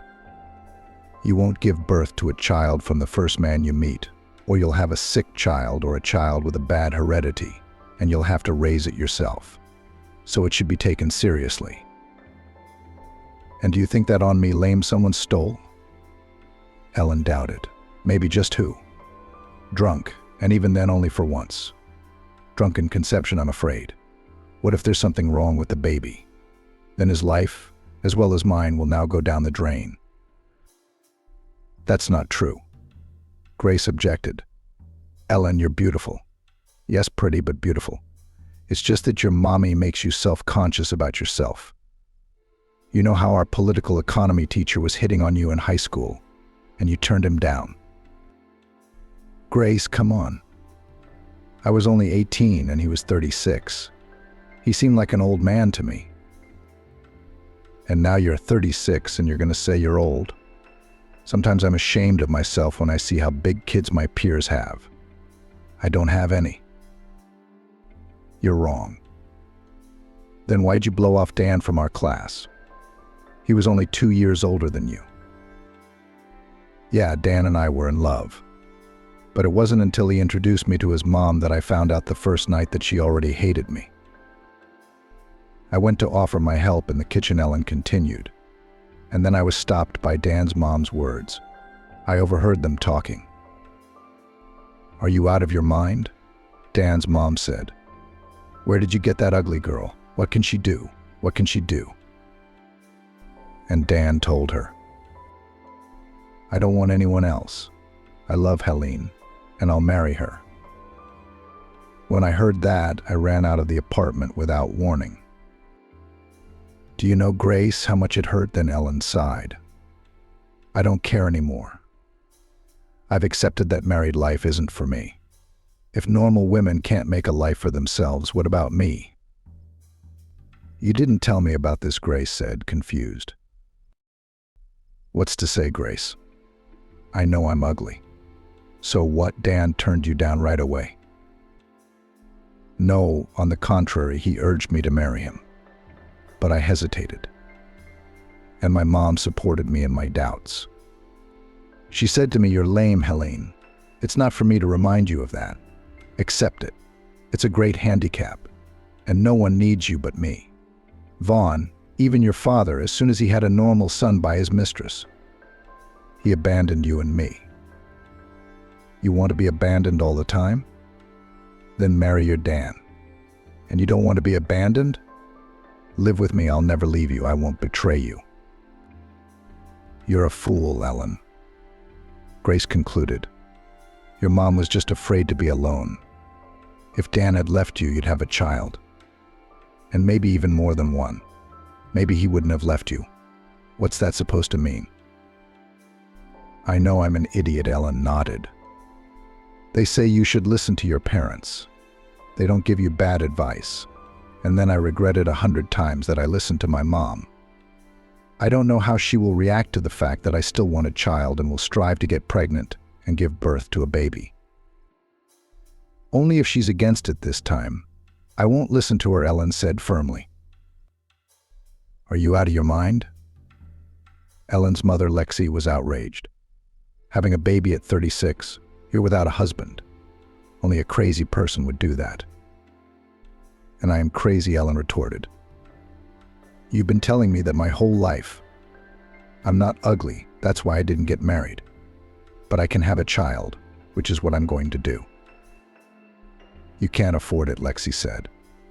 And then, even if you do, how are you going to work and raise a child? Are you relying on me? I'll tell you right now, you can't count on me. I've had enough of you. Calm down, Mom. I'm not counting on anyone, Ellen replied. "Are you pregnant already?" Lexi asked, looking at her daughter point blank. "Not yet, but I'll do my best in that direction. And your moaning is not going to stop me," Ellen said firmly. "I've raised a good daughter who doesn't consider me," Lexi said hysterically. "Are you going to go to the bar to have a baby who needs a limp?" Ellen realized that her mother was on a rampage. And if she, Ellen, didn't leave the house for a while, her mother would drive herself to the emergency room with her tantrums. And Ellen didn't want that. She knew that then she would listen to her mother for 6 months, what a bad daughter she was, and that she almost brought her to a heart attack. As soon as the front door slammed, Lexi immediately came to her senses. Ellen was gone. There's no one to throw tantrums now. She had to think things through and stop her daughter's plans. After all, if the baby was born, Ellen would be on maternity leave, and almost all of her money would go toward it. Lexi knew it would take a lot of money to raise a child, and she wasn't used to denying herself anything. She was only 59 years old, and she wasn't about to turn into an old woman. Lexi's pension was small, but Ellen's paycheck was big. And Lexi's mother was happy to spend her daughter Ellen's money on herself, especially since her daughter didn't need much. Ellen knew that with her lame leg, no amount of dressing up would help her. Lexi, on the other hand, updated her closet every year and went to resorts twice a year. But if the baby came, Lexi would lose all of that. So she felt she had to stop her daughter and not support her delusion with a baby. "A baby will destroy my whole personal life," Lexi thought. "And I've already been deprived of it. I'm not going to let this baby come into the world, ruin my life." Going to Grace, Ellen's friend, was not something Lexi wanted to do. She tried to see Grace on neutral territory to avoid interfering with Grace's family life. Now it was evening, and Grace was with her family. Plus, Ellen wasn't going to be home tonight. She knew that if she came home, her mother would throw an all-night tantrum. Ellen decided to call her paternal brother Alex, who she had been friends with since childhood, something her mother hated. Lexi hated Alex with a fierce hatred, believing that he was the reason her father had left the family.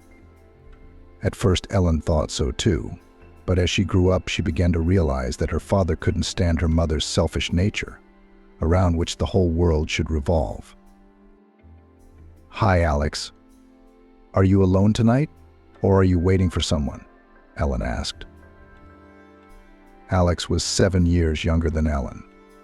He had his own choker, which he was paying off on the mortgage, but he wasn't married and was quite independent. "Hi, sis. Who should I wait for but you?" Alex answered. "Don't pretend. The girls must not leave the apartment. I've taken them all out so far," he laughed. "Come in. Old lady will have a chat and tea. Or maybe something stronger. I'd like to spend the night." "Will you take your sister in?" Ellen asked. "Where am I going to go? You can't choose your relatives," joked Alex. "Buy some bread on the way." "Good, I bought it. I'm waiting for you," Christian answered with a smile. "Are you and Lexi on the outs, as usual?" "Exactly," Ellen sighed. "But as you said yourself, you can't choose your relatives. She's a mother, after all. Except she doesn't like it when I get in the way of her plans. And I decided to do it my way and disobey her this time." "How dare you?" Christian said jokingly. "And what is this idea that has been born in your beautiful head? Apparently it affects Lexi's personal interests, since her selfishness can't bear the change that has come over her cloudless life. You want to tell me what this horror you and your mom are fighting about? Or is it a secret?" "It's no secret. I want to have a baby, and my mom didn't like it. And I know why. I'm not a girl anymore. I know what's going on." "That's news, sister." Christian smiled. "Is the baby already conceived?" "No," Helen answered sadly. "And this is probably the hardest part of my plan for the baby. I don't know how to attract men. I haven't been trained in this skill since I was a teenager, And from that age I was told that nobody needs me with my limp. I agree. I don't want a romantic relationship. But I just want to have a baby. Do you know how much I'd love him? With all my heart. I love him now. I don't know if I'm going to have my baby or not. Don't worry, sister, you'll have your baby, because you'll be a good mother. It's all good. The only question is, who are you going to have a baby with? Help me with that, please. You're really something, old woman. Christian laughed. How can I help you? Can I introduce you to some of my friends? Helene looked at her brother hopefully. Please. And what will you say to them? There's my sister. Help me conceive a child, Ellen begged her brother. You don't have to tell them anything. I'll try to have a relationship with one of them. If I can make it work, and the potential father of the baby won't even know he's having a child. You know me, Christian. I'm a man of my word. None of this pleased Christian, and he felt uncomfortable. But Ellen looked at him so hopeful that he couldn't refuse her. All right, he said reluctantly. I'll introduce you, and then you can deal with it yourself. You're back, Lexi said angrily to her daughter. She doesn't sleep at home. She's on the prowl for a substitute father. I never thought I'd live to see such shame. Ellen remained silent. She wasn't going to keep talking to her mother. She knew if she answered, Lexi would make a scene that would ruin her mood for the day. And she still had to work today. Tomorrow was Saturday, 2 days off. And Ellen didn't know where to escape her mother's wrath for those days. Right now she wished she'd bought a mortgage and stayed living with Lexi, who was drinking her blood one drop at a time. Ellen couldn't imagine living with her mother in the same apartment when the baby came. At least at work, she was taking a break from her. And with the baby coming, close contact was unavoidable. Ellen hadn't left work yet when Christian called her. Hi. So, old lady, get your battle colors ready and come to my place tonight. The groomsmen will be there at 8 p.m., so I'm waiting. I don't want any groomsmen, Ellen said sadly. I only want a child. Well, that's for you to figure out among yourselves who needs who and for what. My business is the side. I only play the role of matchmaker. Ellen, I hope you're not going to break me up with my friends by trying to get help. I'm a delicate man, Ellen assured him. I'm not going to be pushy. If it works, it works. And if it doesn't, well, that's just the way it is. But we have to start somewhere. All right, I'll wait for you, Christian nodded. Ellen decided not to go home. She decided to come to her brother's house a little early, sit down at the table and not get up until she left, so that the guys would not immediately see her peculiarity and would not be repulsed by her straightforwardness. Ellen knew she was an interesting conversationalist and decided to use that very trump card first. In her position, one must proceed with caution. She knew that even without makeup she was pretty and even looked younger without makeup. So she only brushed her long red hair and applied gloss to her lips, which she did in vain. After all, while she was getting there, she bit off all the gloss from excitement. Here, let's set the table real quick, Ellen set a bag of food in the kitchen. Wow, what delicious things. Christian admired, pulling out the gastronomic delights.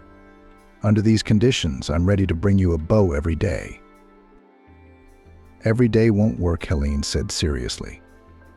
If it doesn't work out today, I'll close this door and think about how to realize my dream. I hope they don't know I'm limping. No, they don't. Come on, I'm kidding. You know I'm always here for you, sis. Before he could say anything, the doorbell rang. Christian ran to open it, and Ellen remained seated at the table, hiding her foot under the table.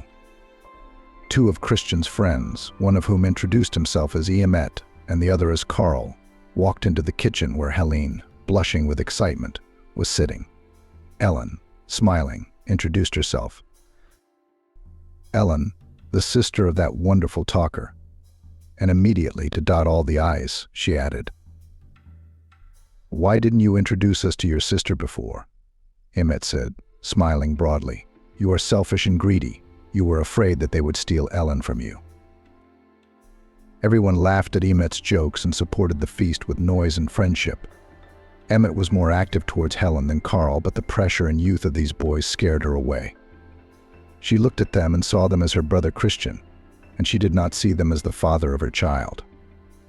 Ellen realized that she couldn't get into bed with any of them and take advantage of their youth.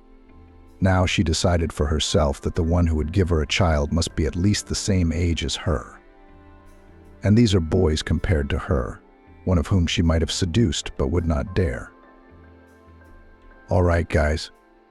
It was nice to meet your friends, but I have to go," Ellen said. "Christian, can you order me a cab?"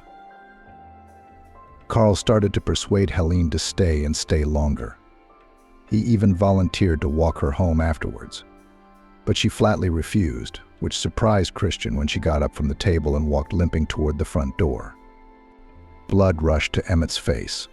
He stood before her red as a cancer and blinked confusedly, then pulled himself together and said, "I'll walk you to the cab." Ellen appreciated his gallantry. She saw in Emmett's and Carl's eyes pity for her. But she didn't want pity. She wanted the child. "No," Helene answered him. "Christian will take me. Forgive me for this adventure," Helene said sadly as they rode down the elevator. "Good friends you have. I never doubted you had such friends. You're the best brother I've ever had." "My birthday is in 2 months," Christian joked as usual, seeing that Helene was upset. "It's a little early for you to be singing dithyrambs to me," Helene Christian said. He hugged Helene and added, "Everything will be all right, sister. When I say that, it comes true. Do you believe me?" "I believe you," said Helene as she got into the cab. "I believe you the most. You're my favorite person. Thank you for being here."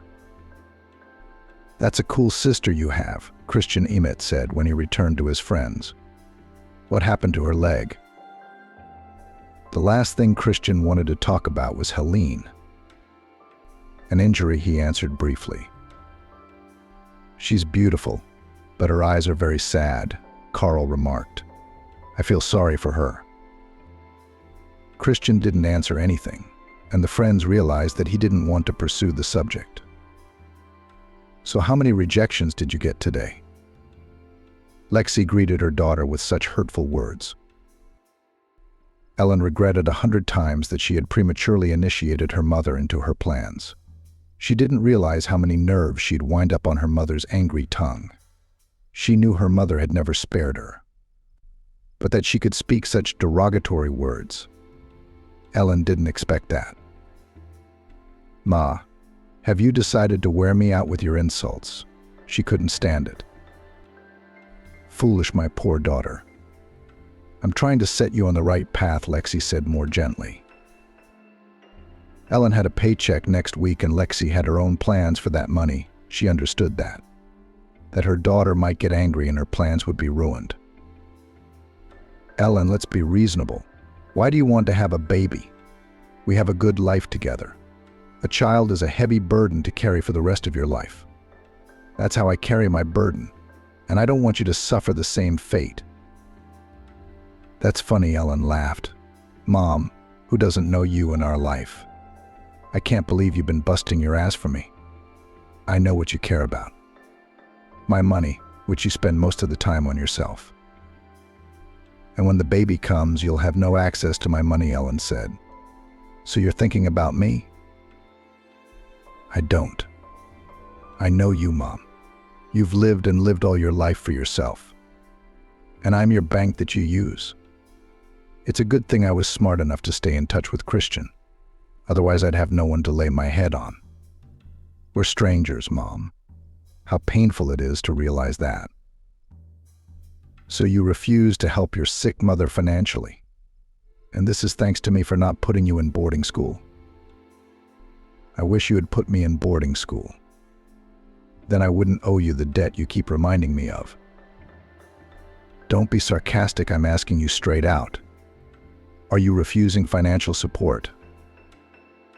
Mom, live on your pension like any other retiree.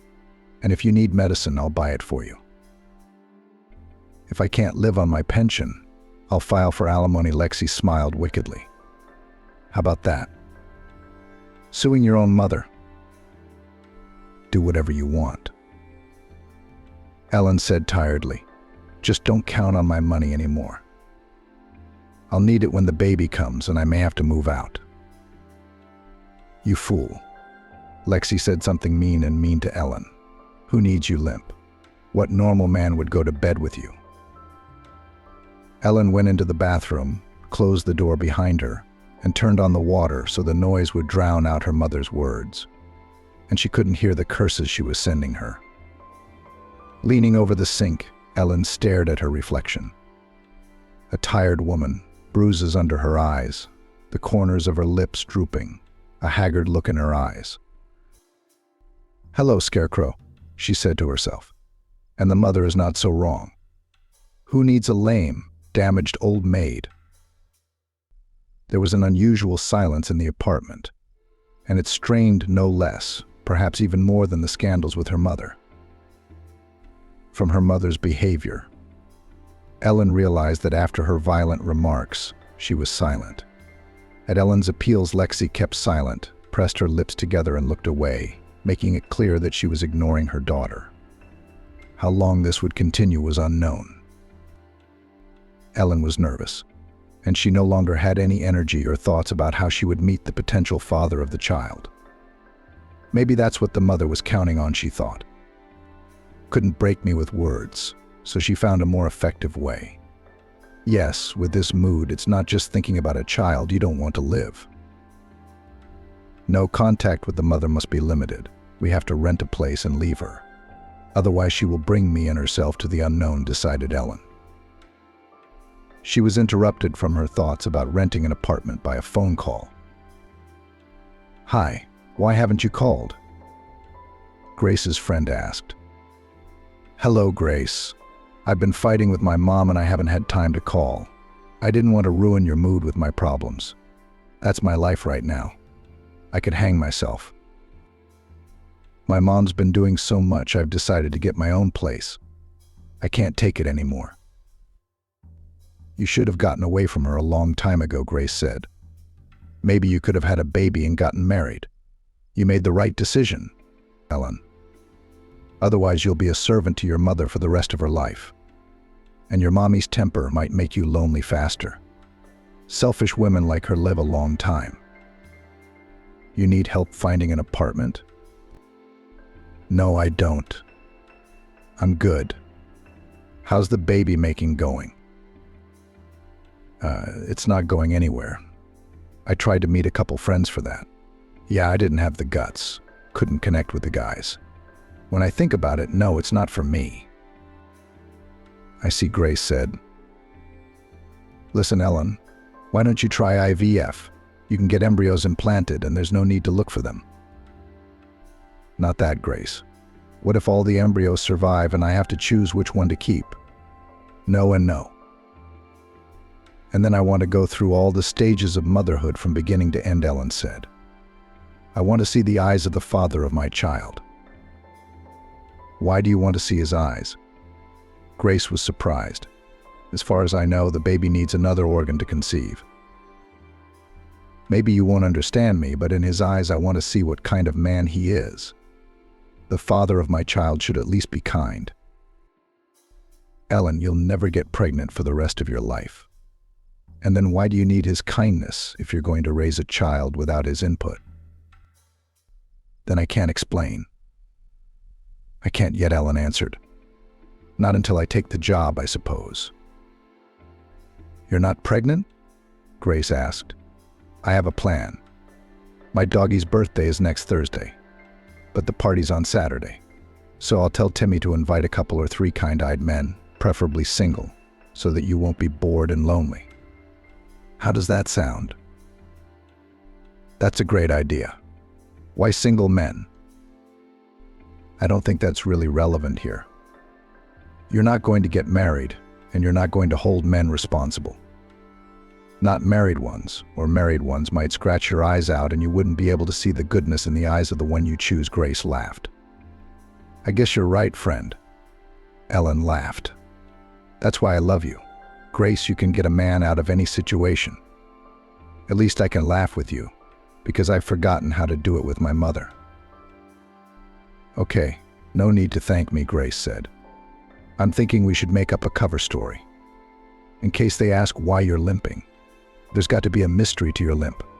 You know how men love a mystery in a woman. No, I don't. I wasn't a mystery woman, Ellen replied. Let's stick to one legend, so we don't get confused. Well, let's say you were traveling with your fiancé in your car before the wedding, and some drunk made a collision of his Jeep with your car, suggested Grace. Your fiancé died on the spot, and you got a leg injury. You loved your fiancé so much that you never remarried. Imagine, every man would want such a mysterious, loyal woman. How's that for a story? A bloodier scenario, Ellen laughed. Well, if it helps, I agree. Just don't tell everyone this legend before the time, but only when absolutely necessary. Maybe we can do without legends. Done. Waiting for a special invitation to the party. Faithful bride Grace laughed. Bye, see you soon. Ellen was preparing thoroughly for Timmy's celebration. If she missed this chance, there would be no others. She bought a fancy new dress and shoes, even though she was going to hide her feet under the table. She made an appointment at the salon for a haircut and manicure. And all that preparation didn't escape Lexi's scrutinizing gaze. Going hunting, honey, Lexi said Friday. Make sure you don't miss. She didn't recognize her daughter Ellen had never been so meticulous about her appearance. And that was a bad sign for Lexi. Ellen remained silent at her mother's words. Then, to keep Lexi's mind occupied, she said, Just so you don't get so annoyed, Mom, I'm moving out on Sunday. It's about time we got our own place. Lexi's eyes darted around. Her mouth opened and closed, but she couldn't get a word out. Just drink some water and calm down, Ellen said. And let's not get into this. It's irrevocably settled. Lexi took a sip of water and sat back in her chair. Tears were streaming down her cheeks. The grooming had evaporated somewhere, and almost 60 years read on her face. In that moment, Ellen felt unbearably sorry for her mother. But she realized that if she gave in to pity, her hell with her mother would continue. Ellen, like her friend, arrived at Timmy's birthday party early. She congratulated the birthday boy, helped Grace set the table, and sat down at that table, hiding her feet in her new shoes and her gait underneath. But only temporarily. After all, you can't hide a flaw like that. As soon as she got up from the table and walked, everyone would see her limping, leaning on her left foot. And no fancy dress or pretty shoes will help her. But there was still hope for a positive result in Ellen's soul. Her cheeks were flaming with excitement, her freckles gave her face a childlike innocence, and her long red hair was scattered over her shoulders. Helene's hair was always like that when she was excited. It was out of place. She's good, Grace said. If I were a man, I'd love you right here on this table. Ellen blushed even more. What do men look at? They look at their feet, and I'm not in the best shape. Forget about your legs tonight. Relax and attract men. You've got what it takes. Don't worry, I'm here for you. I got your back, girl. At Timmy's birthday party, there were 3 couples and 2 strange men. Ellen noticed one of them right away. He was the one she should favor. Greg the man introduced himself as a handsome man who looked like a catcher. And for you, just Gosha. He smiled with all his magnificent teeth. He obviously knew that the ladies loved his smile. For the father of my child, he's suitable, Ellen thought. Handsome. Which means the baby will be handsome too. There's bravado and brazenness in his eyes, confidence in his irresistibility, but no anger. Let's see what happens next. Looks like they don't miss a single skirt. I hope he doesn't miss mine. The other was a little worried and clearly had some complexes, but his face was pleasant. He smiled at Ellen and introduced himself. Vincent. Vincent wanted to say something else, but Greg beat him to it. And you, Helene? Yes, Helene smiled. Helene is as beautiful as a fairy tale, Greg said, and sat down at the table next to her. Not only beautiful, said Grace, but also wise. Ellen didn't like this presentation because everyone at the table was staring at her, and she was even more embarrassed and nervous. But then the toast to the birthday boy's health began, and Ellen slowly began to calm down. Greg was wooing her, talking and talking, clearly flirting with Ellen. He had her on the hook, and Ellen thought, just so long as he didn't snap. She flirted with Greg as best she could, and on Grace's recommendation, when she approached him, she tried to touch his hand. Across from Ellen and Greg sat Vincent. He glanced furtively at her and blushed, whether from the liquor he'd drunk or for some other reason. Vincent didn't speak to Helen the Beautiful. Greg didn't give him a chance. But when the dance began, Vincent jumped up and held out his hand to Helen. May I invite you? No. No, Helene replied fearfully. I don't dance. Vincent remained standing in front of her with his hand outstretched. Helene was embarrassed that she had partially confessed her flaw. I'm sorry, Vincent, my leg hurts, so I'm not dancing. It was only now that she saw the man's eyes. They were full of hope that had turned to despair. He said confusedly, It's you, Helen. I apologize. I had the audacity to hope to dance with you. He sat down at the table, poured himself a full shot of vodka, and made a toast to the birthday boy. To you, Timmy, to be loved and to be loved, and that it be mutual. Otherwise, it's all for nothing. Everyone supported Vincent, applauded his toast, and continued the party. Vincent got up from the table and never returned to it. He must have gone English, Ellen thought. Somehow she felt guilty that he had left. Well then, that's it. There's no one to choose from now. Greg is the only one. And he's persistent in his courtship and has already volunteered to walk Ellen out. And that's what she wants. Today he'll see her off, and tomorrow she'll move into a rented apartment, and under the pretext of helping her, she'll invite him to visit. And then she won't have to think about it. Greg had already made up his mind for her. All evening Ellen did not leave the table. She wanted to go to the toilet, but she was patient, afraid to scare Greg.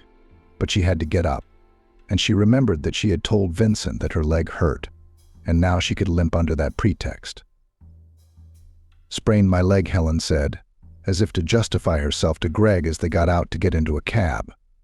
A sprain. Now I'm a limp leg. She laughed, and Greg laughed too, and then he picked Ellen up in his arms and kissed her on the lips and said, What am I to do? Carry you in my arms, my Ellen the Beautiful. It took Lexi a long time to fall asleep. Such attention to her appearance Ellen had never paid before. She must have had a man on her horizon and decided to have a baby. Lexi can't resist her daughter's desire to have a baby. If her daughter moves out on her, it's over. Ellen will be out of her control forever, and the money will be gone too. And what will she be able to afford in retirement? Nothing. And if her daughter stays with her, she'll have to pay the utilities and buy groceries. She's not going to take a bite out of her mom's mouth, and Lexi would save her pension for a vacation. She didn't see any other way out. She had to stop her daughter from leaving her. Tomorrow, Lexi decided I would cry and beg her to stay with me. I'll push pity, Lexi thought, and Ellen, the pitying one, will cool down. She wouldn't be so adamant. So far, Lexi had managed to manipulate her daughter, so she didn't give up hope. Sleep wouldn't come with the worry that she could lose everything. absolutely everything she could afford. Her throat was already dry. She went to the kitchen for a drink of water. The window was open, and she heard a car pull up to the driveway. Lexi looked out and saw it was a cab with a man jumping out of it. He walked around the car, opened the back door, gave someone a hand, and Ellen stepped out of the car. The man put his arm around Ellen and pulled her to him. What was moving Lexi? She quickly threw on a robe, sprinting out to the entryway. The man was kissing Ellen. She was hugging him. "Oh, Lexi," the young man exclaimed when he saw her. Ellen and he flinched and recoiled from each other. The young man stepped closer. "Lexi," he said, "I hope you have serious intentions for my lame daughter, or are you just trying to make fun of her?" Ellen's face flashed as if she'd been doused with boiling water. Greg didn't know what to say. "I don't know what your intentions are," Lexi continued. "Ellen's intentions are that she doesn't care who she has a baby with. She doesn't know what she's doing. Age, is driving her. She decided to have it for herself. But it is not certain that in the future she will not hold you responsible, if you, of course, fall for her tricks." Ellen was ready to fall to the ground at her mother's words. She, presented with humiliation, said nothing and went to the front door of the driveway. Her mother stayed with Greg and said something to him, but Ellen couldn't hear anything and didn't want to. Such shame she had never felt before. Run, the thought pounded in her head. Run wherever I am, or she will drive me to I don't know what. While Ellen was getting dressed, Lexi came back from the street. "How could you embarrass me like that?" Ellen asked quietly, almost in a whisper. There was a lump in her throat that prevented her from not only speaking, but even breathing. "A daughter." Lexi suddenly burst into tears. "Maybe I'm not so right, but I don't want you to get hurt later. The world of men is so cruel."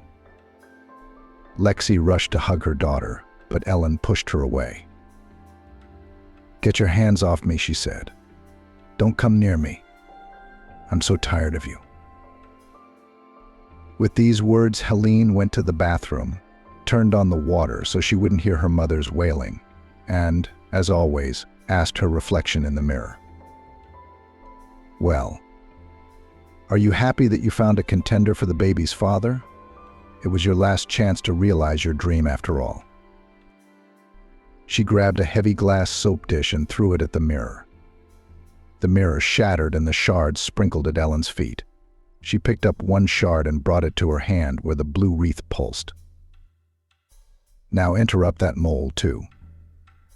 There will be nothing, no limp leg, no pain, no shame, and there would be no baby." Someone was breaking at the door, shouting something, but Ellen didn't hear. Thoughts of the baby stopped her for a second. Nausea came to her throat, and she leaned over the sink. She threw up. She gripped the mirror shard so tightly she hurt her hand. Blood dripped into the sink. Her thoughts blurred, but thoughts of her baby kept her from following through. Her baby, who was in her thoughts, was now saving her. And Ellen suddenly realized that he was saving her so she could give him life.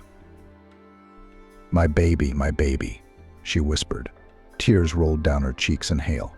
The tension eased. She opened the door and stepped out. The horror. Lexi gasped. "Who's going to buy a mirror now?" "No one," Ellen replied. Here's what happened next. Ellen went to her room and propped the door open with a bulky chair to keep her mother out. She had been packing since morning.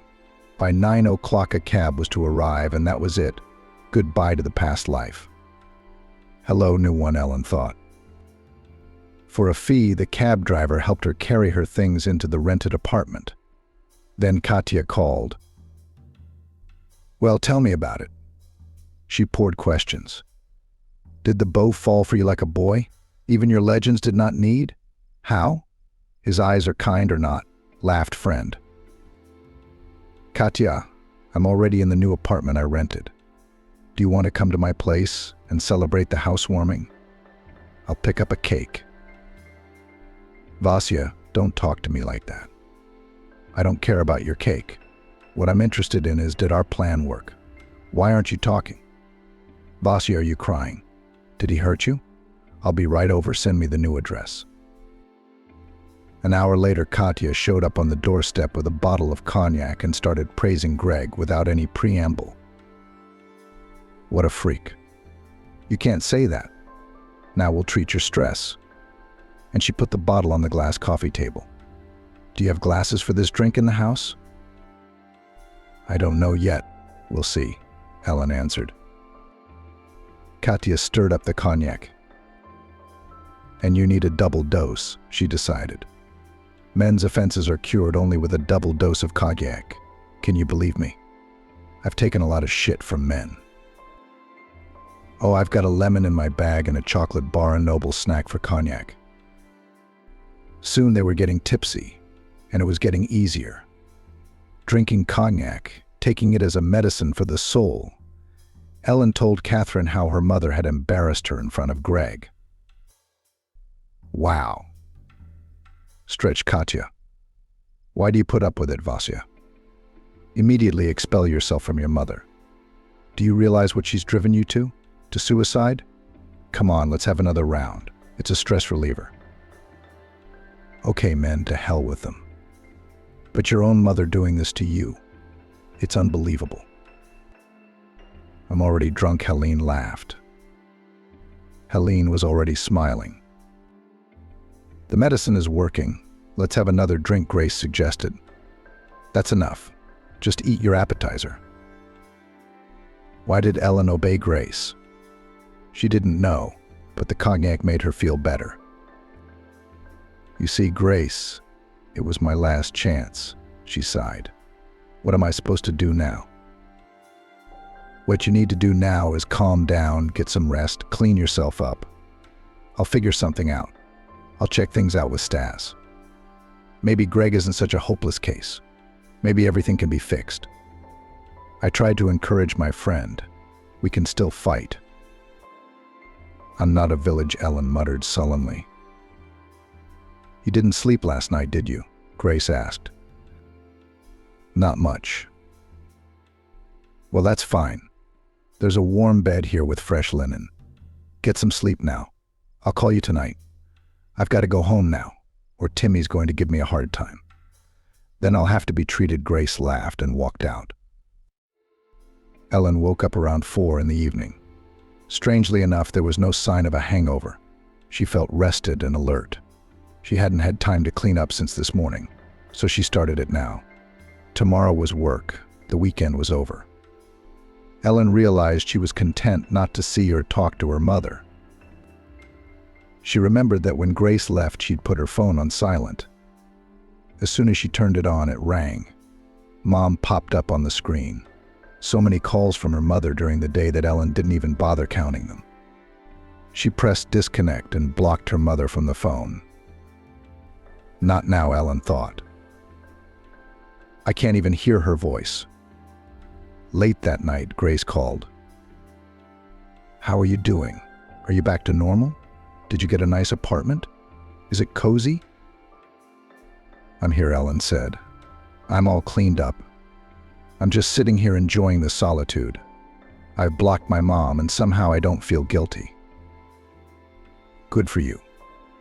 Take a break from each other and keep your toxic mom at a distance. Grace continued. Well, I'll tell you what, Ellen. Don't you relax at all. Get yourself some fancy clothes for your closet. Get some masks, some creams. Take care of yourself. You and I are on the path to cloudless love. We'll figure out what to do next. We women are the kind of people who don't just give up. You'll have a child, I'm telling you. I won't be me if we don't find you a man with kind eyes. Any other wishes, Helena the Beautiful? Grace laughed.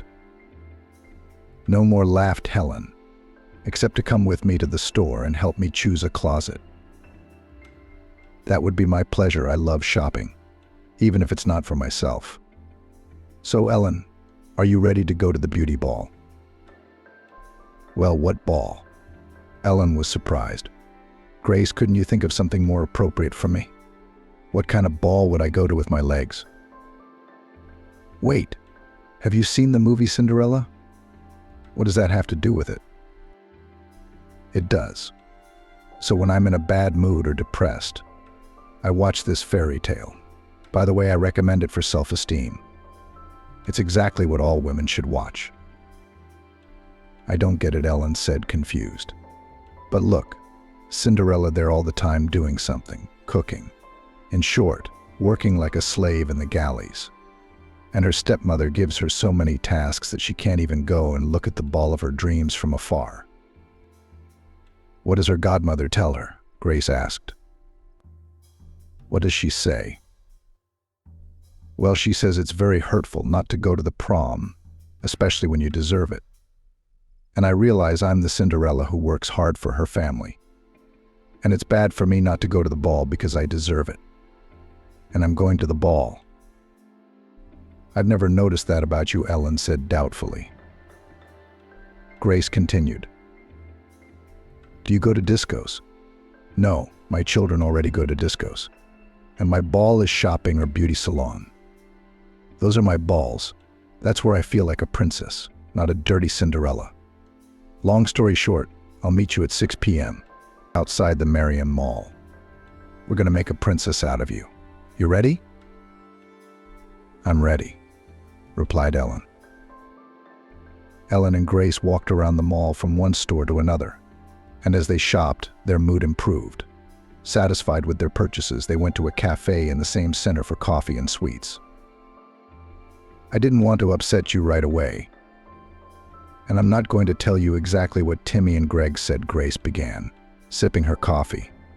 It's not going to work. It's a hopeless case.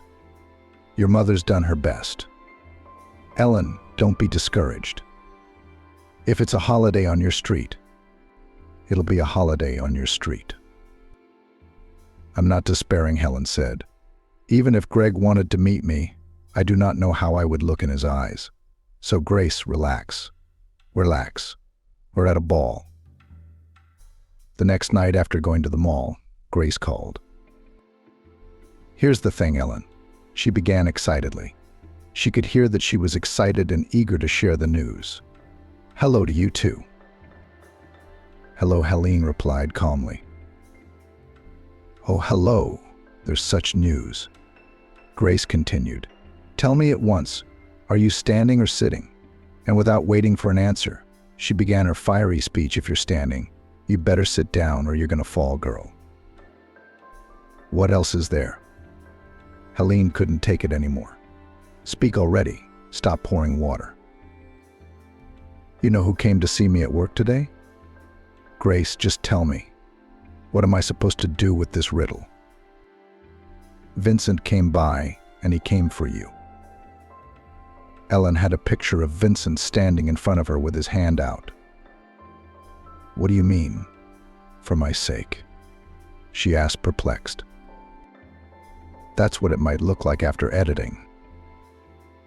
And the fact that he asked for your phone number means you shouldn't ignore strange calls, Grace continued. I don't know if he'll have the guts to call you tonight. He seems confused, probably shy or insecure. Well, just like you.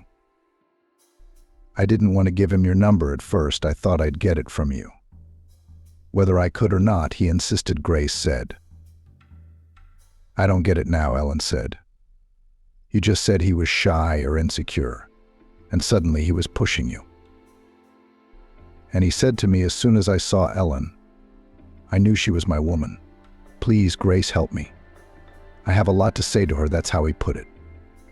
Is it possible to say things like that?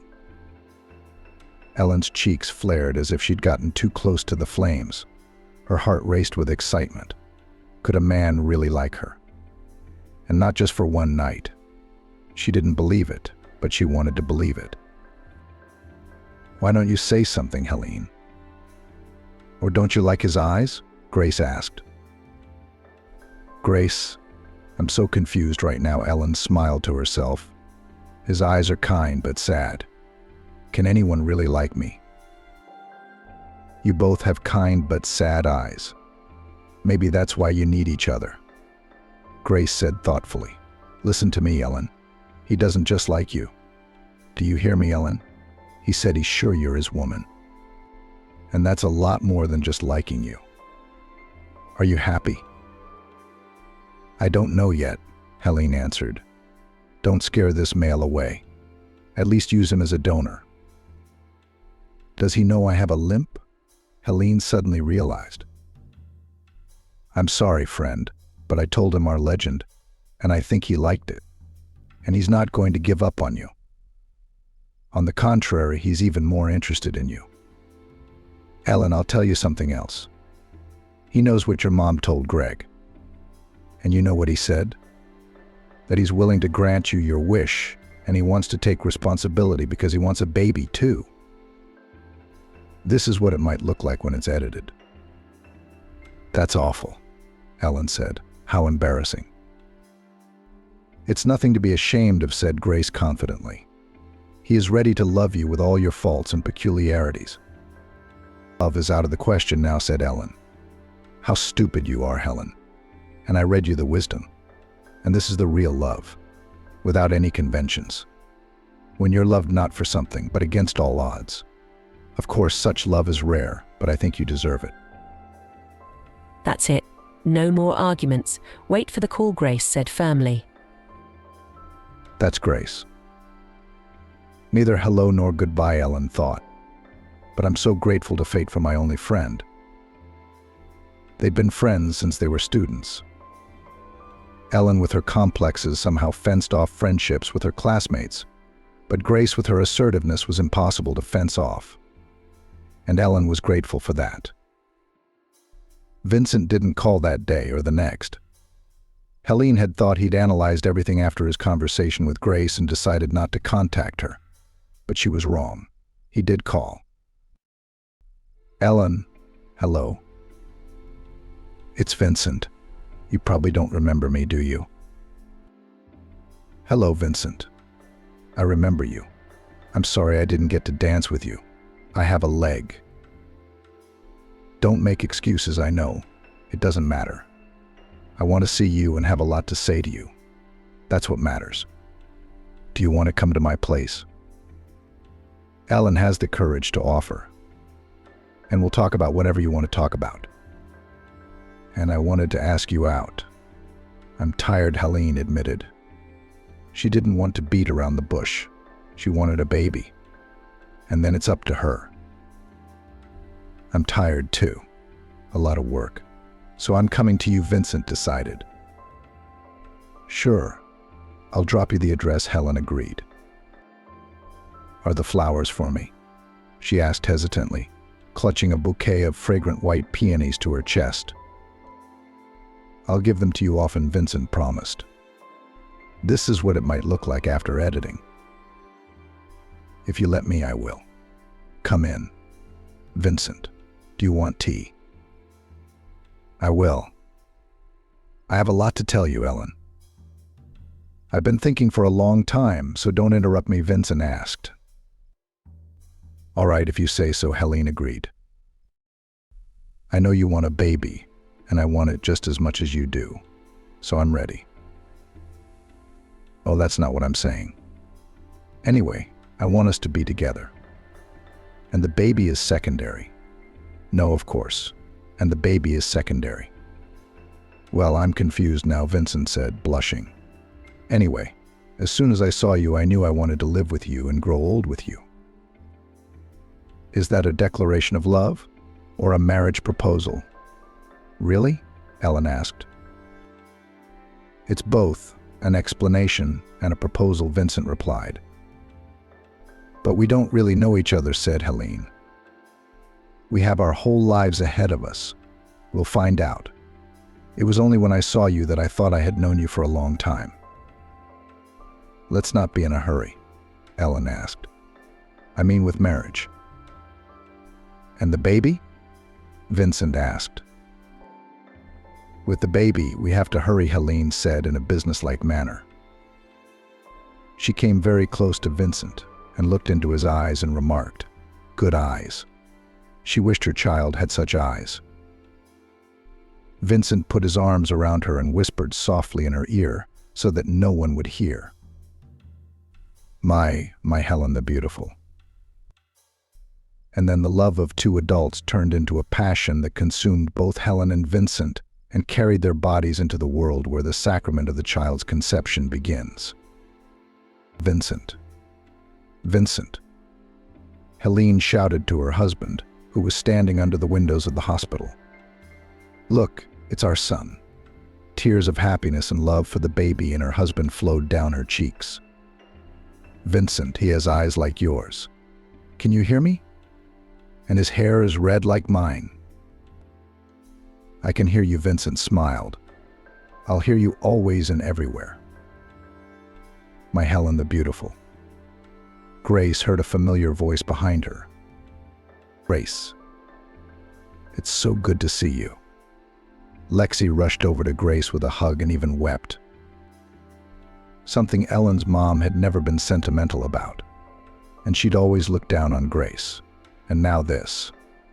Wondrous are thy works, O Lord. Grace thought about the change in Lexi. I can't believe I had to go to this meeting, she lamented. Hello, Lexi. How did you end up in this neighborhood? Grace didn't know what to talk to Lexi about and realized the stupidity of the question. It was Pete's birthday. I decided to come to this mall and buy him a present. There are so many different departments, I'll find something interesting, Lexi replied. Pete. What's this new character I'm hearing about for the first time, Grace thought, but didn't dare ask. She wanted to get away from Lexi as soon as possible, knowing that she would start pestering her with questions about Ellen. Grace, I'm inviting you to the cafe here on the first floor. I'm so happy to see you. I just want to sit with you and drink coffee and talk about this and that. Lexi persisted. That's exactly what Grace didn't want. But I'm in a hurry. I just ran in here for a minute. And my son, remember, he picked out his sneakers, put them aside. So I came by to buy them back. I won't keep you long, Grace began to justify herself. Don't you have 20 or 30 minutes for your friend's mom? Lexi asked in a very pathetic tone. Okay, half an hour, I guess. Grace gave in. They drank coffee and cakes, and Grace looked at Lexi and thought, yeah, it's a little less glamorous. Ellen's lack of money has taken a toll on her mom's looks. How is Ellen doing? Lexi finally asked, staring at Grace. She's doing well, she said shortly. It's a dream come true, Lexi said cryptically. It has, Lexi continued. Ellen's son is so cute and funny. And then Grace burst into tears. A redhead like Ellen. I love him. And his name is Alex. She named him after her father who left her. Grace didn't know what to say to Lexi. She's been living in apartments with the baby, Lexi continued. It's like I'm her enemy and she doesn't have a home. No, not us. She got married and her husband has a 2-bedroom apartment. Lexi went completely numb from the shock. She leaned over to her cup of coffee and drank it in one fell swoop like water. It was obvious from everything that Grace had shocked her with this news. Divorced and delinquent on child support, Ellen's hubby. Lexi asked angrily. He's probably sucking on her like a leech and sucking money out of her. There's plenty of men like that around. Yeah, you were a leech, Grace thought. There's a lot of them out there. He's divorced, but he's not in arrears. And he's got a good paying job. Ellen's a rock, Grace smiled. I'm so happy for her. You've added fuel to the fire, Grace thought. Lexi suddenly burst into tears, almost to the point of tears. She left her old mom and she's living in chocolate and doesn't even think about me. Maybe I'm starving. Maybe I need medicine.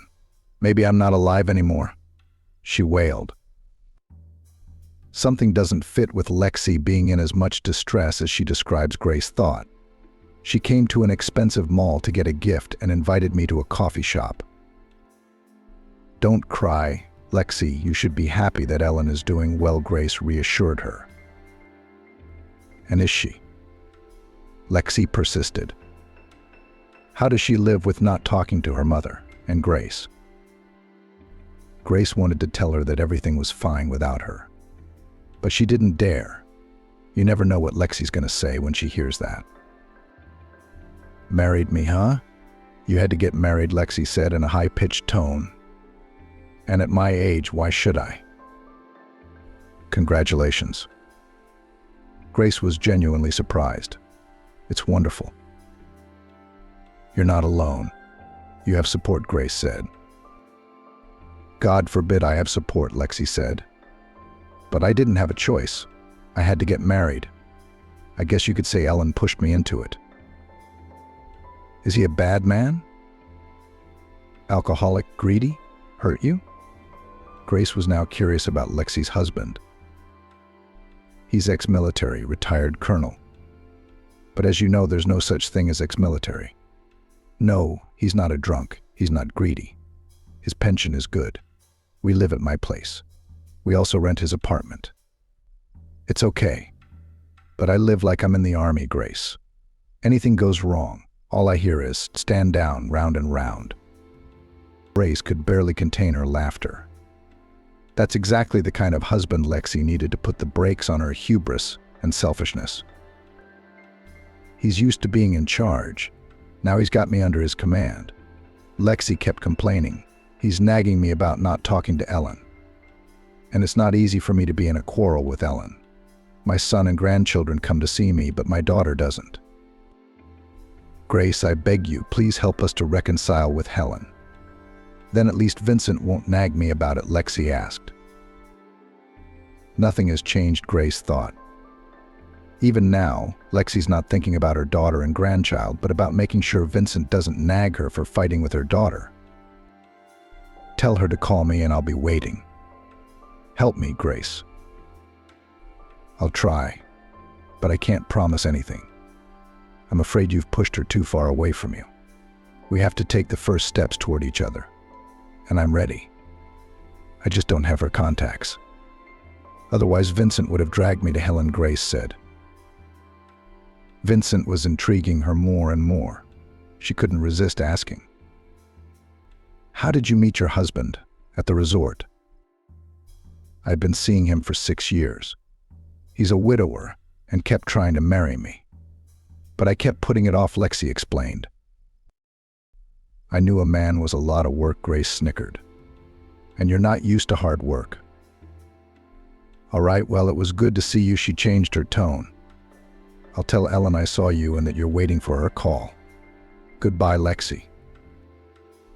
I'll be waiting, Lexi shouted after her. Well, Ellen, we should call Mom, Grace pondered. She's going to be waiting, no matter what. I'm afraid, Ellen admitted. I'm afraid she might ruin what I have now. I feel sorry for her, and I have often thought of reconciliation. And Vincent says you can't choose your mothers, you have to reconcile. But every time I think of what she's done to me, I don't want to take that step. Don't be afraid, Helene, Vincent said. She won't destroy what we have between us. But you'll feel better if you make peace with your mother. At peace? Helene asked doubtfully. By all means. A bad peace is better than a good quarrel. And then there's Commander-in-Chief Pete. I don't know what his middle name is, but he keeps Lexi's battles going, Grace laughed. Hello, Mom. Ellen called Lexi. Daughter, it's so good to hear from you, came Lexi's voice. Pete sat next to her and nodded his head in satisfaction. Lexi looked at her husband with a sidelong glance. She wanted so badly to express her grievances, but with Pete around, the chances were nil. Daughter, I'm so excited to see you, to meet your husband, to hold Alex in my arms. If you knew how much I miss you. You know I got married too, right? You should meet Pete. He's a wonderful man. No more eulogies, Pete said loudly. Ellen heard his commanding voice and smiled. Finally, someone can control Mom's temper. Daughter, Pete and I are expecting you on Sunday. Will you come? Lexi asked. No more questions. Pete's voice came again. Yes, I'll talk to Vincent, Ellen answered. Hello, Ellen. I'm Pete, a retired colonel and Lexi's husband. Lexi and I are expecting on Sunday. No refusal is accepted, Pete Kondratievich said confidently. Okay, Vincent? We'll come. We'll definitely come, Vincent smiled, seeing how Pete had the situation under control. We'll be waiting. Goodbye. Pete said goodbye and handed the phone to Lexi. I'm so glad, my daughter. Tears of joy rolled down Lexi's cheeks. See you later. She pressed disconnect. No more tears, Pete said, smiling. They ruin a girl's beauty. He hugged Lexi convincingly. She rested her head on his shoulder, and in that moment was grateful for her husband's support. We need to get groceries for the table, Lexi said, coming to her senses. We'll go tomorrow. We'll get everything, Pete nodded. Are you okay? I see your face is red.